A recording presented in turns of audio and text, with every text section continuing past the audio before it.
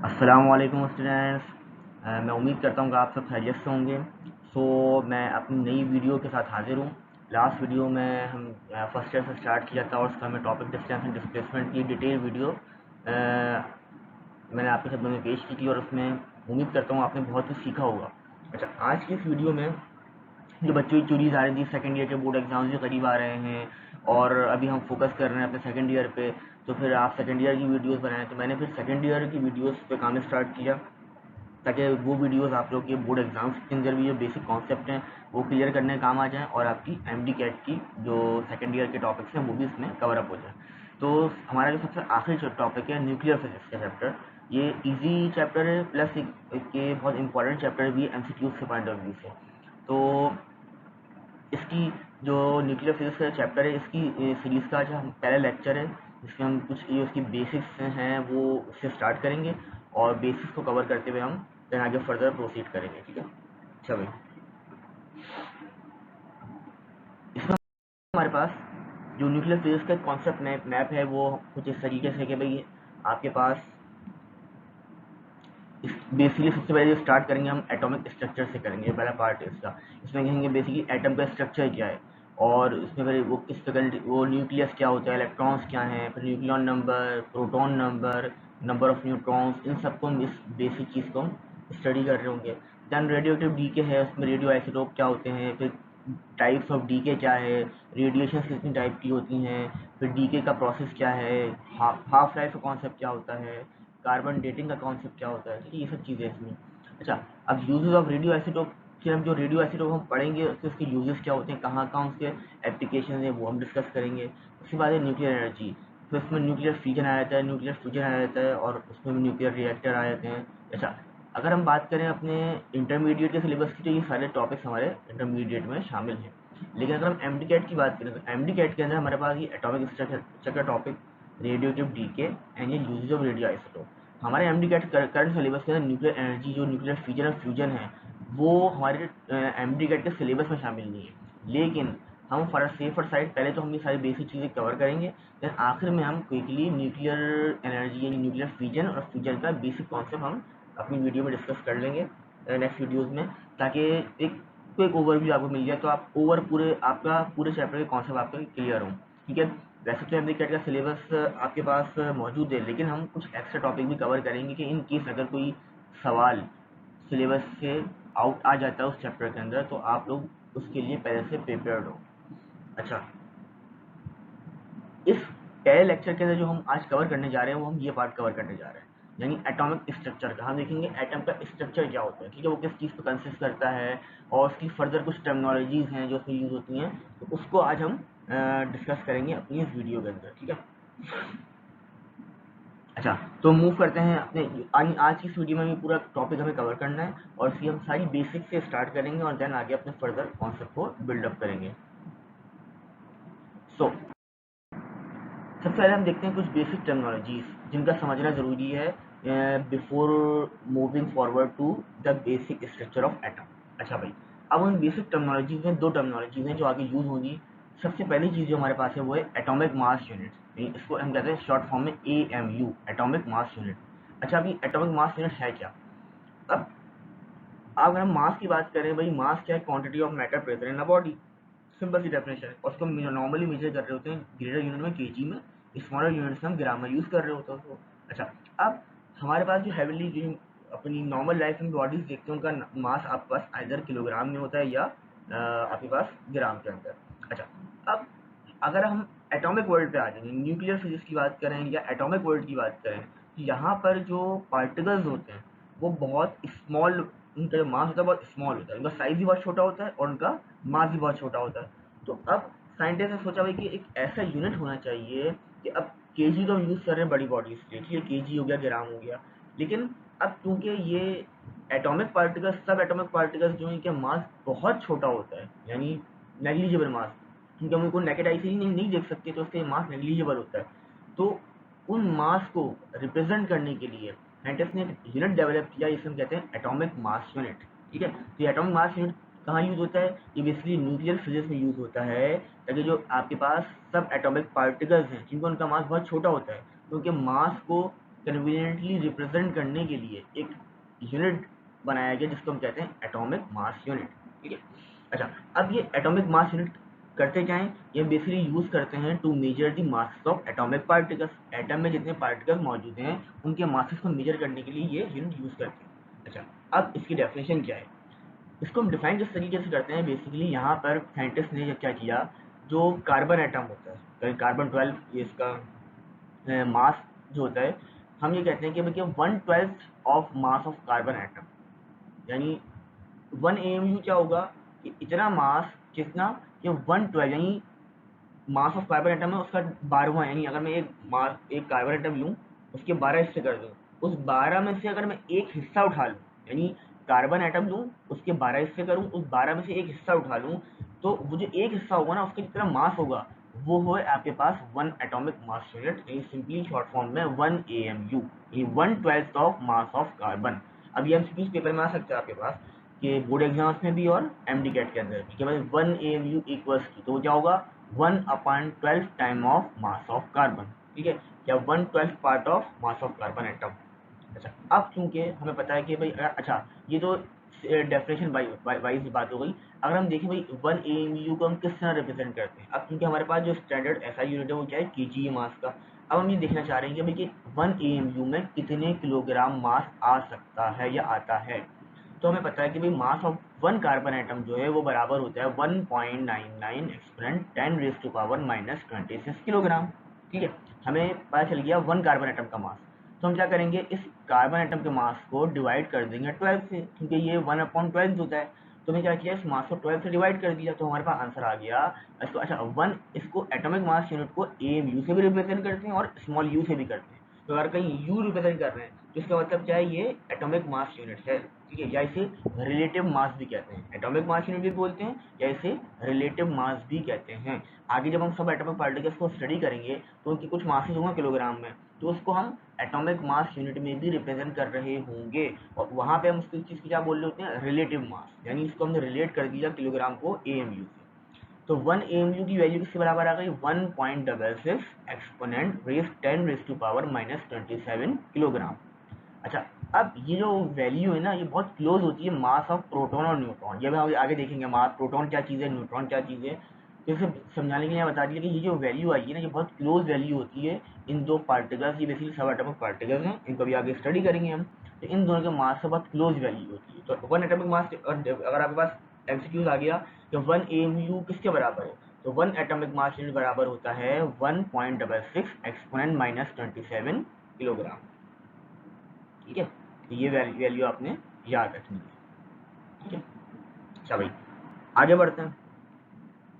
अब जानिए, इसको देख लें, ये आपके पास कार्बन एटम आ गया और ये आपके पास वैल्यू आ गई कि 1 एटॉमिक मास यूनिट का, ये आपके पास वो इतने केजी के बराबर होता है। ये जस्ट एक रिप्रेजेंटेशन दिखाने के लिए मैंने एक डायग्राम यूज की।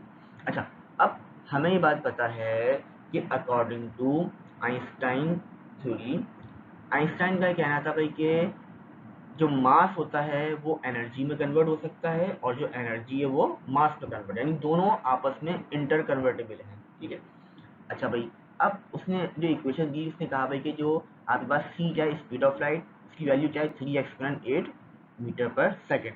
स्पीड ऑफ लाइट क्या है, यूनिवर्सल स्पीड लिमिट है, यानी यूनिवर्स में ज़्यादा स्पीड नहीं हो सकती, मैक्सिमम स्पीड लिमिट आपकी स्पीड ऑफ लाइट होती है। अब आइंस्टाइन की इक्वेशन क्या है, E इक्वल्स टू mc²। यहाँ पे m क्या है, मास ऑफ द बॉडी, और c आपकी स्पीड ऑफ लाइट। अब हमारे पास जो मास है 1 AMU किसके बराबर, हमें ये देखना है कि 1 AMU जो मास होता है वो कितनी एनर्जी के उसके इक्विवेलेंट कितनी एनर्जी होती है। तो हमने कहा भाई कि 1 AMU बराबर था इस वैल्यू के, हमने ये वैल्यू पुट कर दी मास की, और हमने स्पीड ऑफ लाइट पुट करके उसका स्क्वायर कर दिया। तो हमारे पास आंसर क्या आ गया, एनर्जी बराबर आ गई 1.49 एक्सपोनेंट 10⁻⁻10 जूल, यानी 1 AMU मास में इतनी एनर्जी होती है जूल के अंदर। अच्छा, अब आपके पास दो चीज़ें, अब चूंकि सब एटॉमिक लेवल की हम बात करते हैं तो आपके पास किलोग्राम बहुत बड़ा यूनिट है। तो सब एटॉमिक पार्टिकल्स के लिए हमने क्या किया, यूनिट बनाया जिसका नाम रखा हमने एटॉमिक मास यूनिट। सिमिलरली जो जूल एनर्जी होती है वो नॉर्मल, अब बड़ी वैल्यूज के लिए जो एनर्जी के लिए वो बड़े यूनिट के लिए यूज़ किया है, बड़ा यूनिट है जूल। लेकिन सब एटॉमिक पार्टिकल्स के लिए क्योंकि वहाँ पर एनर्जी बहुत स्मॉल होती है, उसकी वैल्यू बहुत छोटी होती है, तो जाहिर सी बात है छोटी वैल्यू को रिप्रेजेंट करने के लिए एक स्मॉल यूनिट होना चाहिए। तो इसी वजह से साइंटिस्ट ने क्या किया, जूल के मुकाबले में एक यूनिट ड्राइव किया, हम कहते हैं इलेक्ट्रॉन वोल्ट। ठीक है, इलेक्ट्रॉन वोल्ट को हम फर्दर आगे इलेक्ट्रॉन वोल्ट का अलग हमारे पास मुख्तलिफ जगहों पर यूज़ हो रहा होगा, उसको हम स्टडी करेंगे। फिलहाल हम अभी देख लेते हैं कि भैया हमारे पास यानी सब एटॉमिक पार्टिकल्स के लिए हम हमेशा जो एनर्जी यूज़ करेंगे वो जूल के बजाय किसमें रिप्रेजेंट कर रहे होंगे, इलेक्ट्रॉन वोल्ट के अंदर। अच्छा भाई, अब हमें ये बात पता है कि भाई 1 मेगा इलेक्ट्रॉन वोल्ट जो होता है वो बराबर होता है 1.6 एक्सपोनेंट माइनस 13 जूल के। ये कन्वर्जन है बेसिकली, ठीक है ना, कि 1 मेगा इलेक्ट्रॉन वोल्ट बराबर है 1.6 एक्सपोनेंट माइनस 13 जूल के। अच्छा, अब अगर मैं अब मुझे जूल से मेगा इलेक्ट्रॉन वोल्ट में आना है, तो मैं क्या किया, जूल की जो वैल्यू मेरे पास आई थी मैंने उसे इस वैल्यू से डिवाइड कर देना है। तो मैंने 1.49 10 रेज़ टू पावर माइनस 10 को इस वैल्यू से डिवाइड कर दिया, तो मेरे पास एनर्जी आ गई 931.6 मेगा इलेक्ट्रॉन वोल्ट। ये क्या चीज़ रिप्रेजेंट कर रही है कि जो आपके पास एटॉमिक वन एएमयू मास है, वन एटॉमिक मास यूनिट, वो बराबर है 931.6 मेगा इलेक्ट्रॉन वोल्ट एनर्जी के। इसका मतलब कि अगर 1 एएमयू मास कन्वर्ट हो जाए एनर्जी के अंदर, तो वो एनर्जी आपके पास बराबर होगी 931.6 मेगा इलेक्ट्रॉन वोल्ट के। इसको नॉर्मली राउंड ऑफ करके 931 मेगा इलेक्ट्रॉन वोल्ट यूज, अक्सर यहाँ पे 931 मेगा इलेक्ट्रॉन वोल्ट यूज किया जा रहा होगा। ठीक है, तो दोनों सही है, ठीक है ना, कोई ऐसा इशू नहीं है। और 931 भी करेक्ट है, बहुत सी यहाँ पे एमसीक्यूज में 931 ऑप्शन में गिवन होगा। ठीक है, अच्छा भाई, तो ये हमारे पास दो बेसिक टर्मिनोलॉजीज आ गई, एक एटॉमिक मास यूनिट और दूसरा हमारे पास मास के ए 1 एएमयू मास अगर कन्वर्ट हो एनर्जी में तो वो एनर्जी कितनी होगी। ठीक है, अच्छा भाई, ये होगा बेसिक, क्योंकि ये टर्मिनोलॉजीज आगे हम यूज़ करेंगे, इसलिए मैंने इनको पहले डिस्कस कर लिया ताकि आपका बेसिक कॉन्सेप्ट क्लियर हो जाए। ताकि वहाँ पे ये वर्ड यूज़ होते तो फिर आप लोग कन्फ्यूजन होती है, भाई एएमयू क्या चीज़ है, ये हमने एनर्जी कहाँ से ले ली। ठीक है ना, अच्छा भाई, नेक्स्ट मूव करते हैं आगे। टॉपिक आ गया हमारा स्ट्रक्चर ऑफ एटम, जो हमें आज स्टडी करना है। अच्छा भाई, स्ट्रक्चर ऑफ एटम की अगर हम बात करें तो स्ट्रक्चर ऑफ एटम हमारे पास क्या है, किस तरीके से होता है कि भाई स्ट्रक्चर में हमारे पास सेंट्रल पार्ट जो होता है, सेंट्रल पार्ट वो कहलाता है आपके पास न्यूक्लियस। ठीक है, सेंट्रल पार्ट।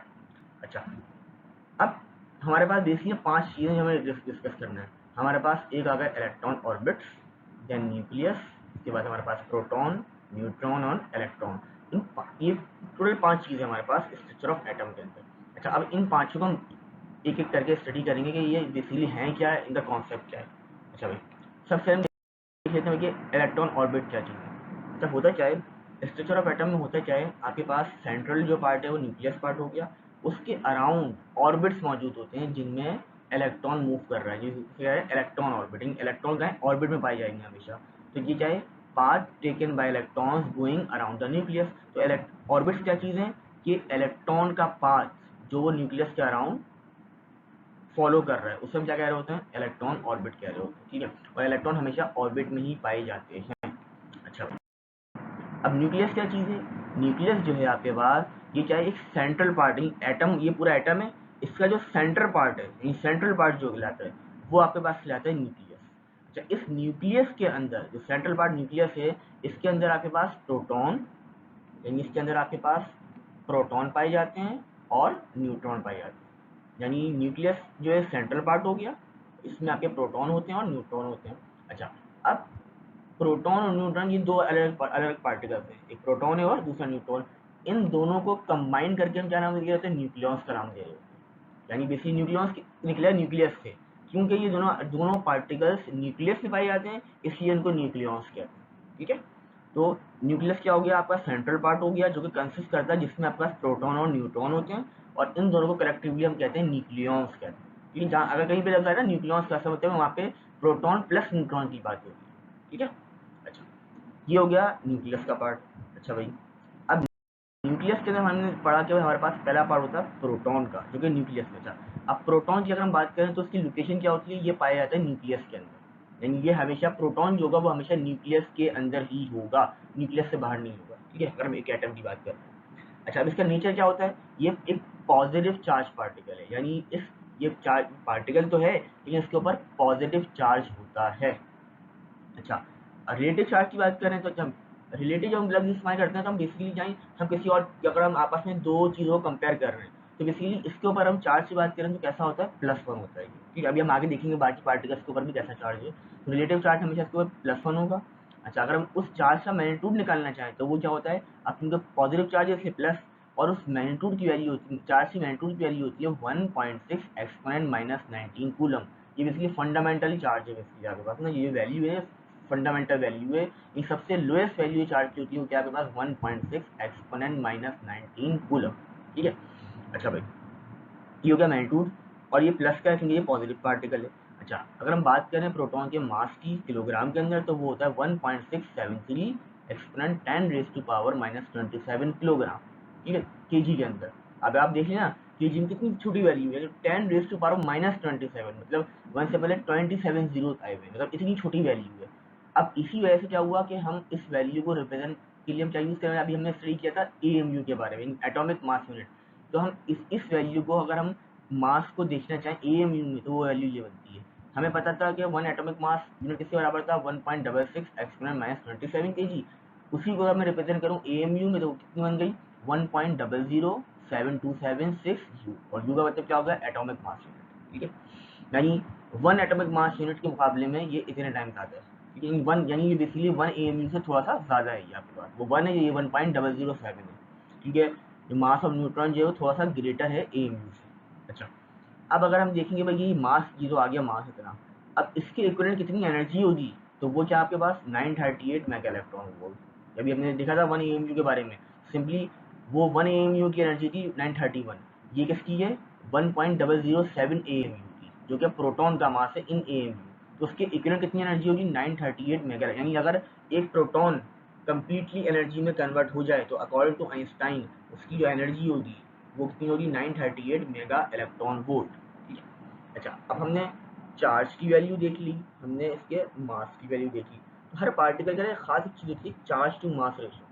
ये जो बेसिकली ये एक बहुत इंपॉर्टेंट फैक्टर होता है। ये हम इलेक्ट्रोमैग्नेटिज्म का चैप्टर जब हम स्टडी करेंगे तो उसमें हम देखेंगे कि ये चार्ज टू मास रेशो की वैल्यू क्या होती है, इसकी अहमियत क्या होती है। ठीक है, अच्छा, अगर हम देखें चार्ज टू मास रेशो देखें तो चार्ज की वैल्यू हमारे पास ये गिवन है और मास की वैल्यू भी गिवन है। अगर हम दोनों को मैं डिवाइड कर दूँ तो वो बन जाता है चार्ज टू मास रेशो, यानी चार्ज को डिवाइड कर दिया मास से। तो प्रोटॉन के लिए ये रेशियो क्या होता है 9.57 एक्सपोनेंट 7 किलोग्राम पर KG. Kilogram is the unit of charge and coulomb is the unit of charge and KG is the unit of mass. ठीक है, अच्छा, ये डिस्कवर किसने किया था, प्रोटॉन की डिस्कवरी जो थी रदरफोर्ड ने की थी। अच्छा, इंटरेक्शंस की अगर हम बात करें तो बेसिकली ये प्रोटॉन है आपके पास, इस पे 3 तरह की इंटरेक्शंस के होते हैं फोर्सेस के। पहले आपके पास ग्रेविटेशनल फोर्स, ग्रेविटेशनल फोर्स में भी इसका इंटरेक्शन होता है। इसके अलावा इलेक्ट्रोमैग्नेटिक फोर्स जो होती है उसको भी इसमें ये इसमें इंटरेक्शन होते हैं। इसके अलावा न्यूक्लियर फोर्स। अच्छा, न्यूक्लियर फोर्स जो पाई जाती है वो आपके पास न्यूक्लियस के अंदर पाई जाती है। जाहिर सी बात है न्यूक्लियर फोर्स की बात करें तो न्यूक्लियस का ताल्लुक है, क्योंकि ये न्यूक्लियस में पाया जाता है तो वहाँ पर एक फोर्स पाई जाती है न्यूक्लियर फोर्स। ठीक है, तो इसके तीनों इंटरेक्शन है, ये इलेक्ट्रो न्यूक्लियर फोर्स के भी इसका इंटरेक्शन है, इसका इंटरेक्शन इलेक्ट्रोमैग्नेटिक फोर्स से भी है और इसका ग्रेविटेशनल फोर्स से भी है। तो ये बेसिक ओवरव्यू हो गया प्रोटॉन। प्रोटॉन के बारे में जो सारी फंडामेंटल और बेसिक जो इसकी इंफॉर्मेशन थी वो सारी हमने यहाँ पर डिस्कस की। कहाँ पाया जाता है, इसका नेचर कैसा है, इसका चार्ज कितना होता है, मास क्या होता है, इसकी एनर्जी इक्विवेलेंट कितनी है, इसका चार्ज टू मास रेशियो क्या है, जिसने डिस्कवर किया उसके इंटरेक्शन। ठीक है, तो ये हो गई कंप्लीट इन्फॉर्मेशन आपके पास प्रोटॉन के हवाले से। और ये मैं पहले बता दूँ, ये आज का लेक्चर जो है ना ये एमसीक्यूज के पॉइंट ऑफ व्यू से बहुत इंपॉर्टेंट है, क्योंकि इसमें हम बहुत सारे, क्योंकि इस चैप्टर से ना छोटे छोटे एमसीक्यूज बन के आ रहे होते हैं आपके पास बोर्ड एग्जाम्स में भी और एमडीकैट में भी। तो एक एक चीज़ हम छोटी छोटी डिस्कस कर रहे हैं वो बहुत इंपॉर्टेंट है आपके एमडीकैट के लिए। ठीक है, अच्छा, आगे बढ़ते हैं हम। ये हमने डिस्कस कर लिया प्रोटॉन को। नेक्स्ट जो आपके पास आइटम हो गया है आपके पास न्यूट्रॉन। अच्छा, जो आपका न्यूट्रॉन है, न्यूट्रॉन भी आपके पास पाया जाता है कहाँ पर, न्यूक्लियस के अंदर। ठीक है, तो इसकी लोकेशन भी कहाँ पर, क्योंकि हमने अभी देखा था न्यूक्लियस के अंदर प्रोटॉन न्यूट्रॉन दोनों होते हैं और दोनों को हम क्या कहते हैं, न्यूक्लियॉन्स कहते हैं। तो ये क्योंकि इसकी लोकेशन क्या होगा, न्यूक्लियस। अच्छा, अब नेचर अगर देखें तो बेसिकली न्यूट्रॉन जो है ना वो एक न्यूट्रल पार्टिकल है, यानी इस पर कोई चार्ज नहीं होता है, ये न्यूट्रल होता है। तो इसका रिलेटिव चार्ज क्या हो जाएगा, जीरो हो जाएगा। और जब चार्ज है ही नहीं तो इसका मैग्नीट्यूड भी क्या होगा, जीरो हो जाएगा आपके पास। ठीक है, क्योंकि न्यूट्रल पार्टिकल है ये। अच्छा, अगर हम मास की बात करें किलोग्राम में तो वो होता है 1.675 एक्सपोनेंट 10⁻⁻27 केजी। अच्छा, अब इसी मास को अगर मैं कन्वर्ट कर लूँ एएमयू में, अच्छा देखिए ये मास भी 1 एएमयू के क्लोज है, वो 1.66 था, ये 1.67 है। अच्छा, लेकिन थोड़ा सा ग्रेटर है। तो अगर एएमयू में कन्वर्ट करूंगा तो वो वैल्यू बन जाएगी 1.008665 किलो, यानी एटॉमिक मास यूनिट के मुकाबले में इतने टाइम का आता है 1.008 है, वो 1 था, यहाँ पे 1.008 है, यानी थोड़ा सा 1 एएमयू से ग्रेटर होता है उसका मास न्यूट्रॉन का। अच्छा, अब अगर यही न्यूट्रॉन, इसका मास 1.008 एएमयू है, ये इसको कम्प्लीटली कन्वर्ट हो जाए एनर्जी में, तो जो उसकी एनर्जी इक्विवेलेंट होती है वो कितनी होती है, 940 मेगा इलेक्ट्रॉन वोल्ट। यानी अगर कोई सवाल आ जाए भाई कि एक न्यूट्रॉन है वो कम्प्लीटली एनर्जी में कन्वर्ट हो गया है, तो बताएं कितनी एनर्जी होगी उसका। अगर एनर्जी में कन्वर्ट हो जाए कि न्यूट्रॉन, तो कितनी एनर्जी प्रोड्यूस होगी इसकी वजह से, तो कितनी एनर्जी होगी, 940 मेगा इलेक्ट्रॉन वोल्ट। ठीक है। अच्छा, अब न्यूट्रॉन किसने डिस्कवर किया था, ये चैडविक ने आपके पास एक्सपेरिमेंट बम्बार्डमेंट की थी और से ये डिस्कवरी की थी न्यूट्रॉन की। ठीक है। अच्छा, अगर इंटरेक्शंस की बात की जाए तो ये आपके पास क्योंकि न्यूक्लियस में पाया जाता है, तो ये न्यूक्लियर फोर्स से इसका इंटरेक्शन होता है, क्योंकि न्यूक्लियस के अंदर आपके पास न्यूक्लियर फोर्स मौजूद एग्जिस्ट करती है। इसके अलावा ग्रेविटेशनल फील्ड में अगर बात की जाए तो वहाँ पर भी इसका इंटरेक्शन होता है। अच्छा भाई, अब एक इंफॉर्मेशन के लिए एक पॉइंट है आपके पास, तो भाई कि न्यूट्रॉन जो होता है, अगर वो आपके पास किसी न्यूक्लियस में मौजूद, या ये इसका ओरिजिन क्या है, न्यूक्लियस, यानी ओरिजिनली कहाँ होता है, ये न्यूक्लियस के अंदर होता है। अगर न्यूक्लियस में मौजूद है न्यूट्रॉन तो ये स्टेबल रहता है, लेकिन अगर एक न्यूट्रॉन फ्री हो जाए और वो न्यूक्लियस से बाहर निकल जाए तो क्या होता है, अनस्टेबल होता है, और वो फौरन अपने आप को डीके कर लेता है, ब्रेक डाउन कर लेता है एक प्रोटॉन और इलेक्ट्रॉन के अंदर। यानी न्यूट्रॉन है, न्यूक्लियस से बाहर निकला, अनस्टेबल हुआ, तो अपने आप को क्या कर लेगा, ये एक प्रोटॉन और इलेक्ट्रॉन में कन्वर्ट कर लेगा। यानी इसके ब्रेक डाउन होकर क्या होगा, एक प्रोटॉन क्रिएट हो जाएगा और एक इलेक्ट्रॉन क्रिएट हो जाएगा, और साथ में इसका एक एंटी पार्टिकल भी जनरेट होगा, इसे हम कहते हैं एंटी न्यूट्रिनो। ठीक है। यानी ये पार्टिकल है, उसका हर पार्टिकल का अपना एक एंटी पार्टिकल मौजूद है दुनिया के अंदर, तो ये कन्वर्ट होएगा प्रोटॉन और इलेक्ट्रॉन में, और साथ में अपना एक एंटी पार्टिकल भी क्रिएट करेगा। अच्छा, और कब होगा, अगर ये आउटसाइड द न्यूक्लियस, जैसे कि फॉर इन्फॉर्मेशन मैंने एक चीज़ शेयर की है। अच्छा, आगे बढ़ते हैं। लास्ट जो आपका चीज़ लगे वो लगी आपका इलेक्ट्रॉन। अच्छा, इलेक्ट्रॉन अगर हमने देखा कि इलेक्ट्रॉन जो होते हैं वो कहाँ पाए जाते हैं, वो ऑर्बिट में पाए जाते हैं, जो कि न्यूक्लियस के अराउंड होते हैं, सर्कुलर ऑर्बिट होते हैं। ठीक है, जिसमें ये रिवॉल्व कर रहे होते हैं अराउंड द न्यूक्लियस, तो लोकेशन इनकी क्या होती है, हमेशा आपको ऑर्बिट में पाई जाएंगे। अच्छा, अब इनकी नेचर की अगर बात करें तो ये एक चार्ज पार्टिकल तो है, लेकिन नेगेटिव चार्ज पार्टिकल है। अगर रिलेटिव चार्ज की बात करें तो कैसा होता है, -1 होता है आपके पास। ठीक है, प्रोटॉन के लिए +1 और इलेक्ट्रॉन के लिए -1। जब मैग्नीट्यूड की बात करें तो मैग्नीट्यूड इलेक्ट्रॉन के चार्ज का मैग्नीट्यूड वही होता है जो कि प्रोटॉन का होता है, लेकिन फ़र्क क्या है, इलेक्ट्रॉन क्योंकि नेगेटिवली चार्ज पार्टिकल है तो इसके चार्ज के हम लगाते हैं माइनस साइन। ये माइनस साइन ये इंडिकेट करता है कि भाई ये इलेक्ट्रॉन है, लेकिन मैग्नीट्यूड वाइज दो प्रोटॉन और इलेक्ट्रॉन दोनों का चार्ज क्या है, सेम, दोनों की वैल्यू भी क्या हो गई, सेम हो गई, सिर्फ फर्क है साइन का। ठीक है। अच्छा, आगे बढ़ते हैं। अगर हम मास की बात करें तो जो आपका इलेक्ट्रॉन है ये एक बहुत ही लाइटेस्ट पार्टिकल है। ठीक है, इलेक्ट्रॉन क्या है, एक लाइटेस्ट पार्टिकल है, उसका जो मास होता है वो बहुत छोटा होता है, कितना, 9.1 एक्सपोनेंट -31 kg। यानी इलेक्ट्रॉन और प्रोटॉन के मुकाबले में बहुत छोटा है। कितना छोटा वो देखते हैं अभी। अगर मैं इस मास को कन्वर्ट करूं एएमयू में तो बनता है 1/1840 इसका मतलब अगर हम कंपेयर करें प्रोटॉन और न्यूट्रॉन का जो मास है ना, वो थोड़ा सा डिफरेंस है, बहुत स्लाइट डिफरेंस है। ठीक है ना, बहुत स्लाइट डिफरेंस है, तकरीबन अप्रॉक्सीमेटली हम कह सकते हैं दोनों का मास बराबर है। ये न्यूट्रॉन का मास थोड़ा सा ज़्यादा है प्रोटॉन के मुकाबले, जो अभी हमने देखा, लेकिन अप्रॉक्सीमेटली हम कह सकते हैं कि दोनों बराबर हैं। ठीक है, तकरीबन A1 AMU के क्लोज हैं। अगर इसको देखूँ तो ये क्या है, 1/1840 यू। इसका मतलब हमें पता चला ये इलेक्ट्रॉन है ना, वो न्यूट्रॉन और प्रोटॉन के मुकाबले में 1840 टाइम्स स्मॉल है। इतना डिफरेंस है, यानी इलेक्ट्रॉन का साइज इतना छोटा है प्रोटॉन और न्यूट्रॉन के मुकाबले में, तो ये बहुत लाइटेस्ट पार्टिकल होता है as compare to proton and neutron. अच्छा, अब वैल्यू बहुत छोटी है इसकी मास की। अब अगर ये इलेक्ट्रॉन का मास हमारे पास ये है, अगर ये कम्प्लीटली कन्वर्ट हो जाए एनर्जी में तो वो एनर्जी इक्विवेलेंट किसके बराबर होगी, 0.51 मेगा इलेक्ट्रॉन वोल्ट। ठीक है, ये आप कैलकुलेट, अच्छा जरूरी नहीं आपको वैल्यूज याद हो, वैल्यू याद है एनर्जी इक्विवेलेंट की, आप इजीली हमने ड्राइव करना देखा था, E=mc² है, आपने वहाँ पे मास की वैल्यू पुट करनी है और वहाँ पे स्पीड ऑफ लाइट पुट करनी है और सॉल्व कर लेना, तो आपको वो एनर्जी इक्विवेलेंट पता चल जाएगा किसी भी पार्टिकल की। अच्छा, अब इसके लिए अगर हम चार्ज टू मास रेशो देखें तो यहाँ पर भी आपके पास चार्ज टू मास रेशो क्या होगा भाई, सिंपली मैंने चार्ज ये था, मास ये था, दोनों को डिवाइड कर दूँ तो मेरे पास वैल्यू आ जाएगी 1.75 10⁻11 कूलम पर केजी। ये आ गया charge to mass ratio for the electron. अच्छा, डिस्कवरी की अगर हम बात करें तो किसने डिस्कवर किया था, ये आपके पास जे थॉमसन ने। और इंटरेक्शन की बात करूं, अच्छा अब यहाँ पे न्यूक्लियर फोर्स नहीं है, क्यों, क्योंकि इलेक्ट्रॉन न्यूक्लियस से बाहर होता है, ऑर्बिट में होता है, तो यहाँ पे न्यूक्लियर फोर्स एग्जिस्ट करती है न्यूक्लियस के अंदर। यहाँ पे न्यूट्रॉन और प्रोटॉन है, तो न्यूट्रॉन और प्रोटॉन के इंटरेक्शन में न्यूक्लियर फोर्स मौजूद थी, लेकिन इलेक्ट्रॉन के लिए इलेक्ट्रॉन एंड ग्रेविटेशनल फील्ड से भी इसका इंटरेक्शन होता है, साथ साथ इलेक्ट्रोमैग्नेटिक फील्ड से भी इसका इंटरेक्शन होता है। लेकिन अगर हम न्यूट्रॉन की बात करें तो न्यूट्रॉन में इलेक्ट्रोमैग्नेटिक फील्ड नहीं थी, क्यों, क्योंकि वो एक न्यूट्रल पार्टिकल है, तो इलेक्ट्रोमैग्नेटिक फील्ड के अंदर न्यूट्रल पार्टिकल के ऊपर कोई इम्पैक्ट नहीं होगा, तो उससे उसका कोई इंटरेक्शन नहीं होता है। ठीक है, तो ये हमने बेसिक फंडामेंटल देख लिया कि इलेक्ट्रॉन ऑर्बिट क्या होते हैं, न्यूक्लियस क्या चीज़ है, और फिर फंडामेंटल पार्टिकल्स में 3 स्टडी की है, प्रोटॉन, न्यूट्रॉन और इलेक्ट्रॉन। तीनों के बारे में हमने कंप्लीट इन्फॉर्मेशन देखी।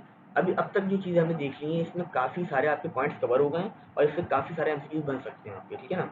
ये सारी चीज़ें आपने नोट डाउन करनी है और बहुत इंपॉर्टेंट पॉइंट्स है सारे के सारे, हमने कंप्लीट एक पिक्चर देख ली कि भाई ये तीनों पार्टिकल्स की कैरेक्टरिस्टिक क्या हैं बेसिक। अच्छा भाई, आगे बढ़ते हैं। अब हम देखते हैं कि एटॉमिक और न्यूक्लियर साइज की बात करते हैं, ठीक है ना, कि एटॉम या न्यूक्लियस इसका साइज क्या होता है बेसिकली, ठीक है। अच्छा, अब ये आपके पास एक ये एटम है और ये न्यूक्लियस है, तो एटम का जो साइज होता है ना वो तकरीबन ये बराबर होता है आपके पास, एटम का जो डायमीटर कह लें या साइज कह लें वो बराबर होता है वन, ये बेसिकली ए जो लिखा है ए नॉट की बेसिकली एंगस्ट्रॉम कहलाता है। बेसिकली ग्रेटर यूनिट जो किलोमीटर होते हैं, उसके बाद मीटर है, सेंटीमीटर है, मिलीमीटर, तो जैसे नीचे आते रहते हैं जो एक स्मॉलर यूनिट, क्योंकि ये जो साइज होते हैं ये बहुत छोटे साइज है, ठीक है। एटम को या न्यूक्लियर एटम को अपनी नेकेड आई से नहीं देख सकते, तो उसके साइज जो बहुत छोटा है, तो इसके लिए भी यूनिट्स डिफाइन किए गए। तो एटम का जो साइज होता है वो बराबर होता है 1 एंगस्ट्रॉम के अप्रोक्सीमेटली। अब 1 एंगस्ट्रॉम क्या चीज़ है, 1 एंगस्ट्रॉम बराबर होता है 10⁻⁻10 मीटर के, ठीक है। अच्छा, ये हो गया साइज ऑफ न्यूक्लियस या डायमीटर ऑफ न्यूक्लियस। अगर मैं बात करूँ सॉरी एटम का साइज या एटम का डायमीटर, अगर मैं बात करूँ न्यूक्लियस की, तो न्यूक्लियस का जो साइज या डायमीटर होता है वो बराबर होता है 1 फर्मी के। तो 1 फर्मी क्या चीज़ है, 1 फर्मी बराबर क्या होता है 10⁻⁻15। अच्छा, अब इसमें थोड़ा सा कंफ्यूजन है, कहीं कहीं पे भी मेंशन है आपके पास कि वो साइज ऑफ न्यूक्लियस जो है वो 10⁻⁻15 है और कहीं कहीं पे वो 10⁻⁻14 भी होता है, तो इसमें कोई ऐसे मतलब इतनी परेशानी की बात नहीं है। अच्छा, तो ये हो गया आपके पास 1 फर्मी साइज ऑफ न्यूक्लियस, और साइज ऑफ एटम क्या हो गया 1 एंगस्ट्रॉम। अच्छा, अगर हम रेशियो देखना चाहें, ठीक है, हमारा रेशियो देखें तो अगर मैं डायमीटर ऑफ एटम को डिवाइड कर दूं डायमीटर ऑफ न्यूक्लियस से, तो हमारे पास वैल्यू क्या आ जाती है 10⁻5। सही है, ठीक है ना। अगर मैं 10⁻⁻10 एटम के डायमीटर को डिवाइड कर दूं डायमीटर ऑफ न्यूक्लियस से, या कह सकते हैं कि साइज ऑफ एटम को डिवाइड कर दूं साइज ऑफ न्यूक्लियस से, तो मेरा आंसर क्या आएगा 10⁻5। इसका मतलब हमें ये पता चल गया कि ये न्यूक्लियस है वो कितना डेंस है एटम के मुकाबले में, यानी हम कह सकते हैं कि यानी एक तो साइज की बात करें, यानी आपके पास एटम का साइज बहुत बड़ा है लेकिन न्यूक्लियस जो है वो बहुत छोटा पार्ट है, वो पार्ट है लेकिन वो बहुत डेंस पार्ट है, क्योंकि उसमें आपका मेजर मास, क्योंकि हमें पता है कि इलेक्ट्रॉन जो है उनका मास बहुत छोटा है, 1840 टाइम्स स्मॉलर है एज कम्पेयर टू प्रोटॉन और न्यूट्रॉन, ठीक है। तो आपके पास जो न्यूक्लियस है ना वो एक डेंस ऑब्जेक्ट के तौर पे बिहेव कर रहा है कि उसमें पूरा एटम का जो 99% मास है ना वो कंसंट्रेट कर रहा है न्यूक्लियस के अंदर, क्योंकि उसमें प्रोटॉन भी है, उसमें आपके पास न्यूट्रॉन भी है, जो मेजर मास है किसी भी एटम का, क्योंकि इलेक्ट्रॉन का मास तो बहुत छोटा है, ठीक है, एज कम्पेयर टू प्रोटॉन और न्यूट्रॉन।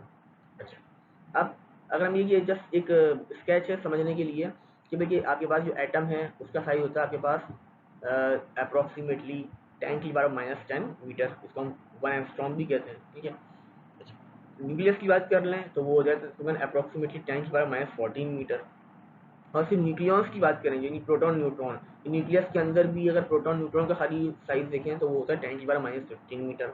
और अगर हम इलेक्ट्रॉन के साइज की बात करें तो इलेक्ट्रॉन का साइज कितना है 10⁻⁻18, उससे भी छोटा होता है। यानी समझाने के लिए क्या बात लिखी है कि हम इंसानों के लिए जो एटम की हैसियत है ना, कि एटम हमारे लिए क्या है, एटम हम नेकेड आई से नहीं देख सकते, लेकिन एटम एक नेग्लिजिबल पार्ट है एक ह्यूमन के लिए। उसी तरीके से सिमिलरली जो इलेक्ट्रॉन है, एटम के लिए इलेक्ट्रॉन वही है जो हम इंसानों के लिए एटम है, यानी हमारे लिए एटम क्या है, एक नेग्लिजिबल पार्ट है। सिमिलरली एटम के लिए इलेक्ट्रॉन जो है वो एक नेग्लिजिबल पार्ट है, कि इतना छोटा साइज इतनी, यानी जिसका इंसानों के मुकाबले में एटम एक नेग्लिजिबल पार्ट है।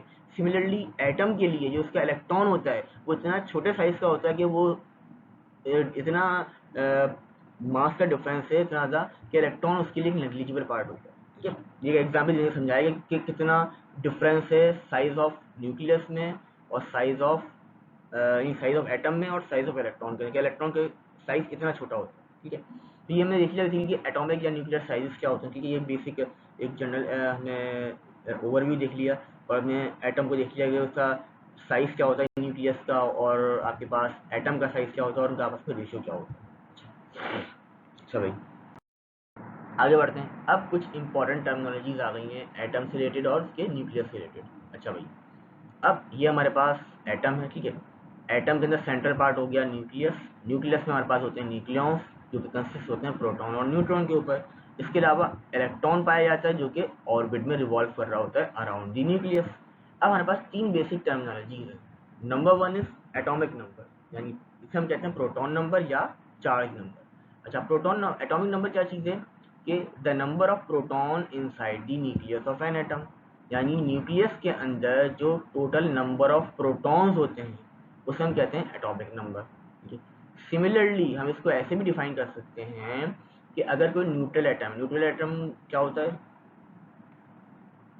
न्यूट्रल एटम बेसिकली आपके पास एक ऐसा एटम होता है जिसमें नंबर ऑफ प्रोटॉन और इलेक्ट्रॉन बराबर हों। ठीक है, न्यूट्रल एटम क्या है, इलेक्ट्रॉन, एक ऐसा एटम जिसमें नंबर ऑफ प्रोटॉन इलेक्ट्रॉन क्या हो बराबर। तो इसका मतलब हमें पता चल गया कि नंबर ऑफ प्रोटॉन जो होते हैं वो आपको नंबर ऑफ इलेक्ट्रॉन के बारे में भी इंफॉर्मेशन दे रहे होते हैं।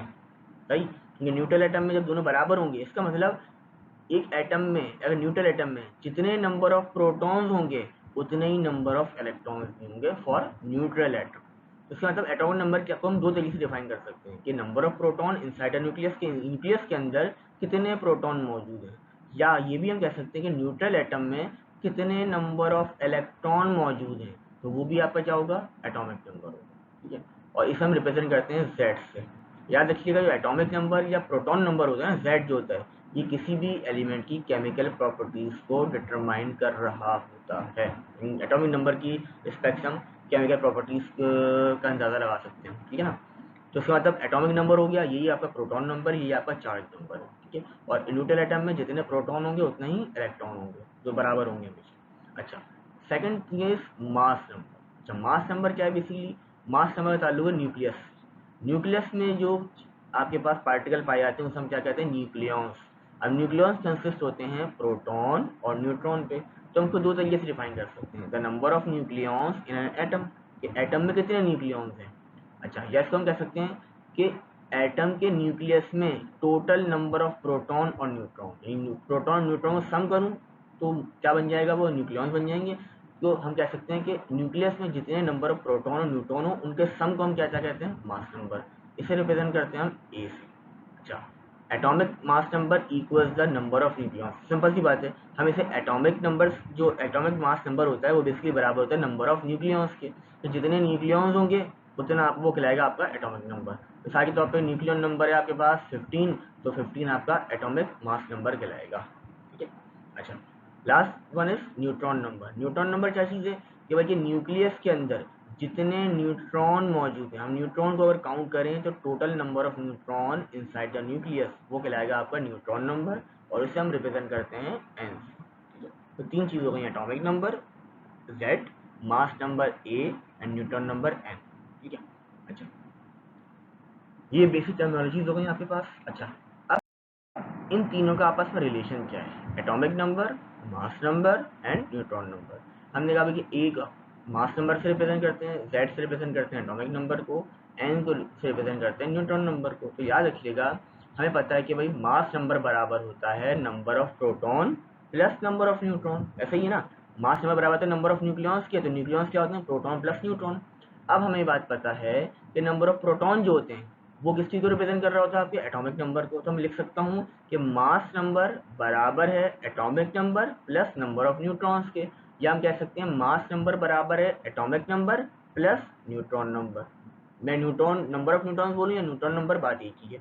तो ये हो गया A equals to Z plus N, यानी अगर मुझे एटॉमिक नंबर पता है उसमें मैं न्यूट्रॉन नंबर ऐड कर दूँ तो मुझे क्या मिल जाएगा, मास नंबर। या सिंपली मैं अगर प्रोटॉन में न्यूट्रॉन ऐड कर दूँ तो मुझे क्या मिल जाएगा, मास नंबर मिल जाएगा। क्लियर? अच्छा भाई, ये आ गया रिलेशन। आगे बढ़ते हैं। अब जो आपके पास एटॉमिक न्यूक्लियस है उसे हम उसकी रिप्रेजेंटेशन, उसको हम रिप्रेजेंट किस तरीके से करते हैं। तो याद रखिएगा, कोई भी ऐसा न्यूक्लियर स्पीशीज जिसकी आपको मास नंबर और एटॉमिक नंबर की वैल्यूज पता हों, ये ऐसा न्यूक्लियर स्पीशीज जो होता है वो क्या कहलाता है, न्यूक्लियाइड कहलाता है। ठीक है, न्यूक्लियाइड। और जो कोई भी एलिमेंट है मिसाल के तौर पर उसका केमिकल सिंबल है एक्स, न्यूक्लियन नंबर उसका ए है और प्रोटॉन नंबर उसका जेड है। तो जो उसकी रिप्रेजेंटेशन होती है वो हमको इस सिंबल से रिप्रेजेंट करता है, यानी एक्स, ए और जेड। एक्स जो होता है वो केमिकल सिंबल ऑफ एलिमेंट है। ए क्या चीज़ है, ए इज द, अच्छा जेड क्या चीज़ है, प्रोटॉन नंबर जिसे हम कहते हैं एटॉमिक नंबर। सिंपली ये नंबर ऑफ प्रोटॉन्स को रिप्रेजेंट कर रहा है। अच्छा, ए क्या चीज़ है, ये भी आपका न्यूक्लियन नंबर है, या इसे हम क्या कहते हैं, मास नंबर, जो कि बराबर होता है total number of proton and neutron. तो ये आ गया सिंबल, ये आ गया न्यूक्लियन नंबर, ये आ गया एटॉमिक नंबर। ठीक है।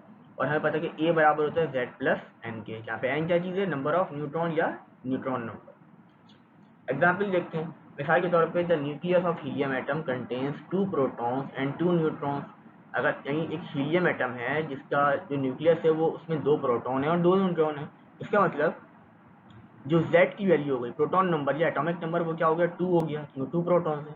अच्छा, अब 2 प्रोटॉन 2 न्यूट्रॉन दोनों को ऐड करूं क्योंकि ये न्यूक्लियॉन्स हैं, दोनों न्यूक्लियस में पाए जाते हैं, तो 2 + 2 क्या हो गया, 4। इसका मतलब इस यहाँ पे जो A की वैल्यू हो गई वो क्या हो गई, 4। अब हीलियम एटम जो होता है, अब ये आपके पास रिप्रेजेंटेशन है, ये X होता है सिंबल ऑफ एलिमेंट, तो हीलियम का आ गया He। तो हम हीलियम एटम को इस तरह रिप्रेजेंट कर सकते हैं, helium 4 2, 4 is the atomic number, sorry 4 is the mass number and 2 is the atomic number and He is the chemical symbol of helium। तो हम हीलियम के न्यूक्लियाइड को इस सिंबल से रिप्रेजेंट करते हैं। अच्छा, एग्जाम्पल 2, सिंबल ऑफ यूरेनियम। अब यूरेनियम है, उस एक यूरेनियम है आपके पास, उसका सिंबल ये है, U इज द आपके पास केमिकल सिंबल। और 238 क्या चीज़ हो गई, 238 आपके पास यहाँ पे रिप्रेजेंट कर रहा है आपके पास मास नंबर को, और 92 जो है वो रिप्रेजेंट कर रहा है आपके पास किस चीज़ को, प्रोटॉन नंबर या एटॉमिक नंबर को। ठीक है।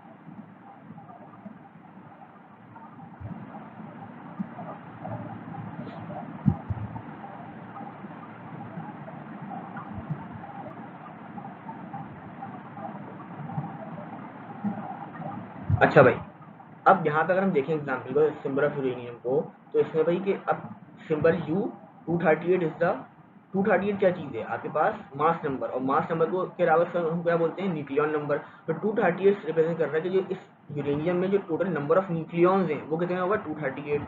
अच्छा, अब न्यूक्लियॉन्स क्या होते हैं, सम ऑफ प्रोटॉन प्लस न्यूट्रॉन। अच्छा, 92 क्या चीज़ है, ये एटॉमिक नंबर या प्रोटॉन नंबर, तो नंबर ऑफ प्रोटॉन 92।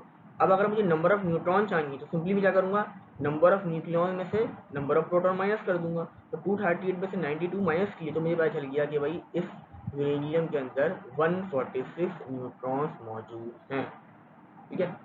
तो हम, अगर हमें Z और A की वैल्यू पता हो तो उससे हम किसी भी एलिमेंट का न्यूक्लियाइड को हम रिप्रेजेंट कर सकते हैं। ठीक है, बाय यूजिंग द सिंबल।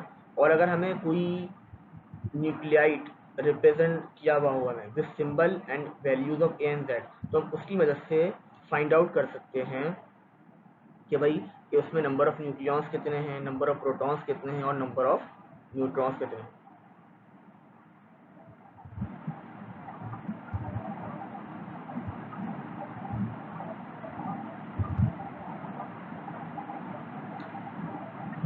अच्छा भाई, ठीक है। तो ये हो गया, हमें ये जो एग्जाम्पल देखेंगे इसके रिप्रेजेंटेशन जो न्यूक्लियस है वो किस तरीके से होती है। अच्छा, अगर हम बात करें फंडामेंटल पार्टिकल्स की, तो हमारे पास 3 पार्टिकल्स हैं, प्रोटॉन, न्यूट्रॉन, इलेक्ट्रॉन। तो उनकी रिप्रेजेंटेशन इस तरीके से करते हैं। प्रोटॉन आपके पास पी सिंबल और 1 और 1। अब जाहिर सी बात है, प्रोटॉन जो है, प्रोटॉन के अंदर एक प्रोटॉन है, तो जेड की वैल्यू क्या हो गई 1, तो जेड 1 हो गया। अब ए क्या होता है, ए होता है प्रोटॉन प्लस न्यूट्रॉन। अब न्यूट्रॉन क्योंकि कोई इसमें नहीं है, सिर्फ प्रोटॉन है, तो 1 + 0 आंसर 1 आ जाएगा। तो प्रोटॉन को हम इस तरह रिप्रेजेंट करते हैं, ठीक है। अब न्यूट्रॉन की बात करें तो न्यूट्रॉन का सिंबल एन आ गया। अब न्यूट्रॉन है तो सारे यहाँ पे प्रोटॉन है नहीं, जब प्रोटॉन नहीं है तो जेड की वैल्यू 0, तो जेड 0 आ गया। और न्यूक्लियन नंबर या मास नंबर क्या होता है, number of proton plus number of neutron. अब तो प्रोटॉन नहीं, सिर्फ न्यूट्रॉन है, तो उसकी वैल्यू 1 आ गई आपके पास, ए की वैल्यू। सिमिलरली फॉर इलेक्ट्रॉन, आपके पास जो नंबर ऑफ प्रोटॉन है वो कोई भी एग्जिस्ट नहीं होती, यहाँ पर सिर्फ इलेक्ट्रॉन मौजूद है, ये हो गया आपके पास -1। और जब हम बात करेंगे बेसिकली यहाँ पे डेफिशिएंसी हो गई, तो कोई भी ना प्रोटॉन है आपके पास, तो यहाँ पे रिप्रेजेंट कर दिया -1।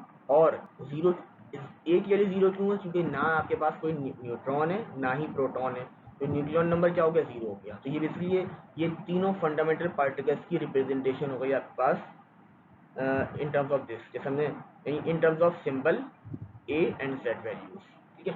अच्छा, तो ये हो गई एटॉमिक न्यूक्लियस की रिप्रेजेंटेशन। अच्छा, आगे बढ़ते हैं, अब कुछ एमसीक्यूज देखते हैं, ताकि हमारा और कौन सी हमने चीज़ें स्टडी की हैं वो थोड़ा सा क्लियर हो जाए हमारे पास उनसे। सवाल हमें गिवन है कि एक न्यूक्लियस है जो कि, अच्छा, सवाल जो हमें गिवन है वो हमें गिवन है कि एक न्यूक्लियस है जो कि कंसिस्ट करता है 11 प्रोटॉन्स एंड 12 न्यूट्रॉन्स को, ठीक है। यानी हमें दो चीज़ें गिवन है कि नंबर ऑफ प्रोटॉन्स कितने हो गए 11 और नंबर ऑफ न्यूट्रॉन्स कितने हो गए 12। अच्छा, अब हमें कहा गया है कि भाई कि the convention symbol of this nucleus, कि इस न्यूक्लियस का कन्वेंशन सिंबल क्या होगा। अच्छा भाई, अब हमें पता है कि भाई कि 11 प्रोटॉन है, तो हमारे पास एटॉमिक नंबर या जेड की वैल्यू कितनी हो गई 11 हो गई, ठीक है। और न्यूट्रॉन कितने 12, तो हमें प्रोटॉन और न्यूट्रॉन दोनों पता है, प्रोटॉन 11 होगा, जेड की वैल्यू 11, और यहाँ से हम एटॉमिक मास नंबर निकाल सकते हैं, इसे हम सिंपली z प्लस एन कर देंगे, तो 11 + 12 क्या आ गया 23। तो z की वैल्यू आ गई 11 और a की वैल्यू आ गई मेरे पास 23। तो बेसिकली ये जो आपके पास सिंबल है, एलिमेंट है, वो कौन सा होता है आपके पास, सोडियम, जिसको हम रिप्रेजेंट करते हैं Na से, जिसके लिए z की वैल्यू 11 होती है और a की वैल्यू क्या होती है आपके पास 23, ठीक है।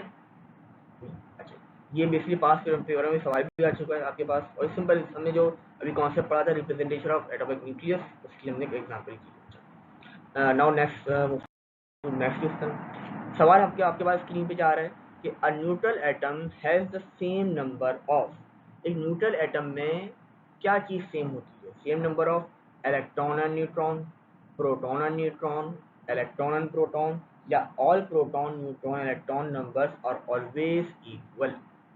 हमसे कहा जा रहा है एक न्यूट्रल एटम है, अब उसमें हमें बताना है क्या चीज़ सेम होती है। तो अभी हमने देखा कि भाई आपके पास ये मिसाल के तौर पे कार्बन का एक एटम है। अच्छा, और इस तरह से रिप्रेजेंट किया गया प्रोटॉन को, तो अगर हम काउंट करें तो इसमें टोटल आपके पास 6 प्रोटॉन, ठीक है। तो न्यूट्रॉन की बात करें तो आपके पास 7 न्यूट्रॉन्स हैं, जो कि ये गिले कलर से रिप्रेजेंट है। और इलेक्ट्रॉन कहाँ, अच्छा, प्रोटॉन और न्यूट्रॉन तो ये कहाँ पाए जाते हैं आपके पास, न्यूक्लियस के अंदर सेंटर पे, जबकि इलेक्ट्रॉन कहाँ पाए जाते हैं, ऑर्बिट के अंदर रिवॉल्व कर रहे होते हैं अराउंड द न्यूक्लियस। तो अगर मैं इलेक्ट्रॉन कितने हैं ब्लू कलर से रिप्रेजेंट करें, इलेक्ट्रॉन हमारे पास 6। अब न्यूट्रल एटम में हमेशा याद रखिएगा नंबर ऑफ प्रोटॉन और नंबर ऑफ इलेक्ट्रॉन बराबर होते हैं, तो प्रोटॉन भी 6 हुआ, इलेक्ट्रॉन भी, और न्यूट्रॉन क्या है यहाँ पे 7। तो जब भी न्यूट्रल एटम की बात की जाएगी आपके पास, तो न्यूट्रल एटम में क्या चीज़ सेम होती है आपके पास, इलेक्ट्रॉन एंड प्रोटॉन, तो C is the right option, ठीक है। चलो आगे बढ़ते हैं, अगला सवाल है which of the following statement is correct. कहा जा रहा है भाई ऑप्शन है the proton has mass slightly greater than the neutron and it carries no charge, यानी प्रोटॉन का मास जो होता है वो थोड़ा बड़ा होता है न्यूट्रॉन के मुकाबले में, और उस पर कोई चार्ज नहीं होता है। अगला है neutron has mass slightly less then proton, के जो न्यूट्रॉन का जो मास है वो स्लाइटली लेस होता है प्रोटॉन के मुकाबले में, और इट कैरीज अ चार्ज। अब neutron has a mass slightly less than the proton and it carries no charge. इन न्यूट्रॉन का मास ज़्यादा तो होता है, तो स्लाइटली कम होता है और वो चार्ज भी नहीं कैरी करता। And last one is neutron has a mass slightly greater than proton, कि न्यूट्रॉन का मास थोड़ा सा ग्रेटर होता है प्रोटॉन से and it carries no charge. चार ऑप्शन गिवन है आपके पास। अब हमें ये बात पता है कि मास ऑफ प्रोटॉन हमने देखा था क्या होता है 1.673 एक्सपोनेंट माइनस 27 kg, जबकि मास ऑफ न्यूट्रॉन क्या होता है 1.675 exponent 10 raise to power minus 27 kg। तो देखिए हमने देख लिया कि दोनों तकरीबन बराबर है, लेकिन mass of neutron slightly greater है as compare to mass of proton. यानी पहली चीज़ क्या हो गई कि न्यूट्रॉन का मास स्लाइटली ग्रेटर हो गया प्रोटॉन के मास से। और दूसरी चीज़ हमें पता है कि प्रोटॉन न्यूट्रॉन दोनों पाए जाते हैं न्यूक्लियस में, लेकिन इनमें एक फ़र्क क्या है कि proton is the positively charge particle, जबकि न्यूट्रॉन क्या है, एक न्यूट्रल पार्टिकल है। तो आपके पास न्यूट्रल पार्टिकल मतलब क्या हुआ, जीरो चार्ज। यानी ऑप्शन क्या हुआ कि एक तो पहली बात कि न्यूट्रॉन का मास स्लाइटली ग्रेटर होता है प्रोटॉन के मास से, और ये एक न्यूट्रल पार्टिकल है तो ये इट कैरीज नो चार्ज, इसमें कोई चार्ज नहीं होता। So option D is the right option. Neutron slightly greater होता है मास में प्रोटॉन के मुकाबले में और इट कैरीज नो चार्ज। ठीक है, चलो next question is how many nucleons are there in an atom of uranium. ये यूरेनियम मौजूद है आपके पास, अब इसमें कितने न्यूक्लियॉन्स मौजूद हैं। चलिए अब हमें बात पता है, भैया हमारे पास सिंबल आ गया, हमें बात पता है कि mass number is the nucleon number that gives the number of nucleons in the nucleus. अब ये आपका सिंबल, ये U is the chemical symbol of uranium, 92 is the चाहे ये नंबर ऑफ प्रोटॉन या कह सकते हैं एटॉमिक नंबर, जबकि 235 जो है ये है मास नंबर। तो मास नंबर रिप्रेजेंट करता है नंबर ऑफ न्यूक्लियॉन्स को। न्यूक्लियॉन्स का मतलब number of proton plus number of neutron. तो 235 क्या है आपके पास, ये आंसर पूछे कितने न्यूक्लियॉन्स मौजूद हैं इस एटम में, तो 235 रिप्रेजेंट कर रहा है मास नंबर को, जो कि बेसिकली किसको रिप्रेजेंट करता है, न्यूक्लियन नंबर को। इसका मतलब इस सिंबल के अंदर जो आपके नंबर ऑफ न्यूक्लियॉन्स हैं इस यूरेनियम में वो कितने हैं 235। तो 235 बेसिकली सम है, 235 में प्रोटॉन भी शामिल है और न्यूट्रॉन भी शामिल है। तो नंबर ऑफ न्यूक्लियॉन्स कितने हो गए आपके पास 235, तो option C is the right answer.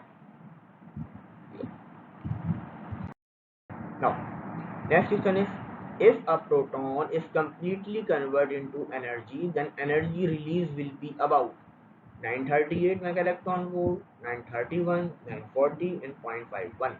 वही सवाल जो मैंने आप जब समझाया था, पढ़ाया, जब हमने डिस्कस किया था कि अगर एक प्रोटॉन है और वो कम्प्लीटली एनर्जी में कन्वर्ट हो जाता है तो वो एनर्जी कितनी होगी, उसकी वैल्यू क्या होगी। तो भाई हमने देखा भाई कि फाइव प्रोटॉन मास होता है 1.673 10 raise to power minus 27 kg, और अगर वो क्योंकि कन्वर्ट जब भी हुआ जब ये स्पीड ऑफ लाइट से मूव करेगा तो स्पीड ऑफ लाइट की वैल्यू क्या आ गई आपके पास, according to Einstein mass energy equation E equals to mc²। अगर दोनों वैल्यूज पुट करें तो जो एनर्जी इक्विवेलेंट बनता है वो आपके पास आता है 938 मेगा इलेक्ट्रॉन वोल्ट। ठीक है, इसका मतलब अगर अगर आपके पास एक प्रोटॉन कंप्लीटली कन्वर्ट हो जाए इसमें एनर्जी में, तो एनर्जी कितनी होगी 938 मेगा इलेक्ट्रॉन वोल्ट। तो उसका क्या हुआ, option A is the right option. ये प्रोटॉन के लिए। अगर आपके पास इलेक्ट्रॉन या न्यूट्रॉन की बात करेंगे तो उसके लिए ये तीनों हमें चीज़ें डिस्कस होंगी, तो वो आप वही ऑप्शन सेलेक्ट करेंगे, ठीक है, रिलेवेंट जो होगा। चलो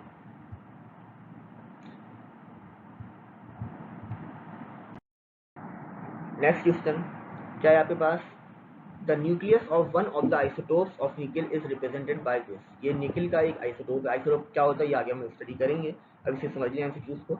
ये निकल का ये बेसिकली न्यूक्लियाइड जिसे हम कहते हैं, अभी हमने डिस्कस किया कि न्यूक्लियस की रिप्रेजेंटेशन है, ये न्यूक्लियाइड गिवन है। अब हमसे कहा जा रही है, बेसिकली कहा गया है कि आइसोटोप है ये निकल का एक, जिसको इस तरीके से रिप्रेजेंट कर रहे हैं उसके न्यूक्लियाइड को। What line in the table correctly describes a neutral atom of this isotope? अब ये चार ऑप्शन गिवन है। अच्छा, अब हमें पता है कि जब भी हम न्यूक्लियाइड की बात करते हैं तो न्यूक्लियाइड जो होता है उससे हम इंफॉर्मेशन क्या क्या निकाल सकते हैं, उससे हम नंबर ऑफ प्रोटॉन निकाल सकते हैं, नंबर ऑफ न्यूट्रॉन निकाल सकते हैं और नंबर ऑफ इलेक्ट्रॉन। ठीक है, अब ये कह रहे हैं कि ये जो चार हैं आपके पास ऑप्शन, ये इसी आइसोटोप के न्यूट्रल एटम को रिप्रेजेंट कर रहे हैं। अब उनमें से वो कौन सा करेक्ट ऑप्शन है वो हमें सिलेक्ट करना है, ठीक है। यानी number of proton, number of neutron और नंबर ऑफ इलेक्ट्रॉन्स गिवन है।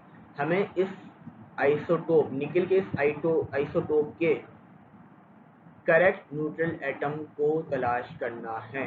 चलो, अब हमें पता है कि भाई आपके पास एक न्यूक्लियस को हम इस तरह रिप्रेजेंट कर रहे होते हैं। X is the chemical symbol of element, A is the mass number, Z is the atomic number. हमें गिवन है ये सिंबल निकल Ni 60 एंड 28। 28 क्या चीज़ है आपका Z यानी एटॉमिक नंबर, और 60 is the represented by A which is mass number.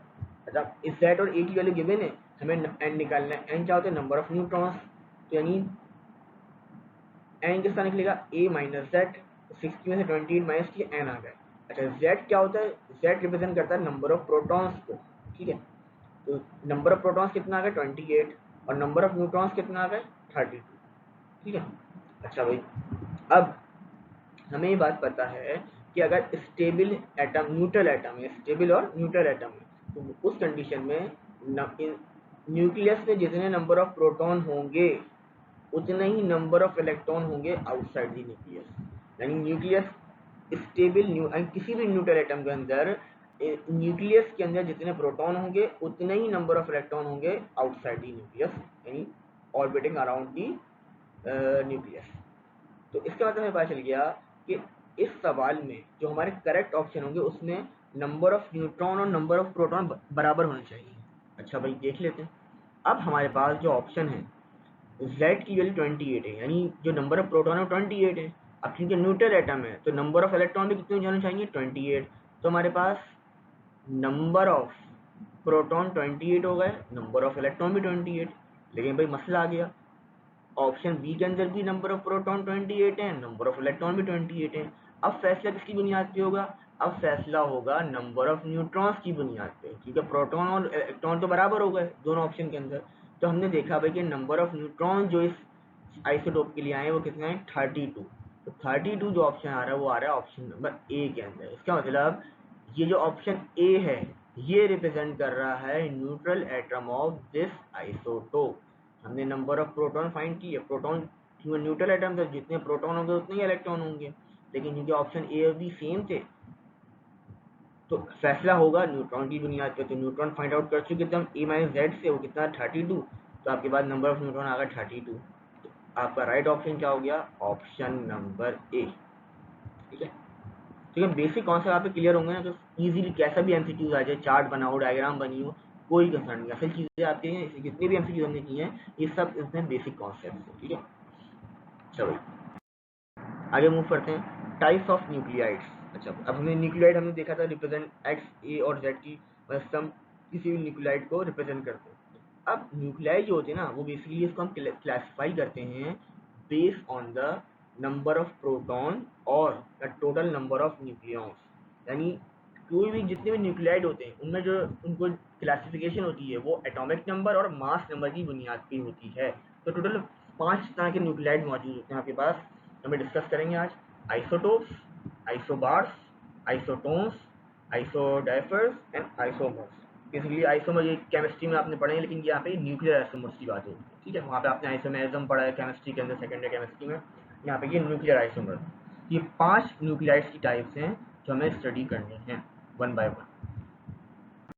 सबसे पहले आपके पास आता है आइसोटोप्स। चलो अच्छा, हमने सारी बेसिक टर्मिनोलॉजीज पढ़ ली हैं। एटॉमिक नंबर पढ़ लिया जिसे हम प्रोटॉन नंबर भी कहते हैं, चार्ज नंबर भी कहते हैं। दूसरा हमने मास नंबर पढ़ा जिसे हम न्यूक्लियॉन नंबर भी कहते हैं। तीसरा हमने न्यूट्रॉन नंबर पढ़ा जिसे जो कि रिप्रेजेंट करता है नंबर ऑफ न्यूट्रॉन्स को।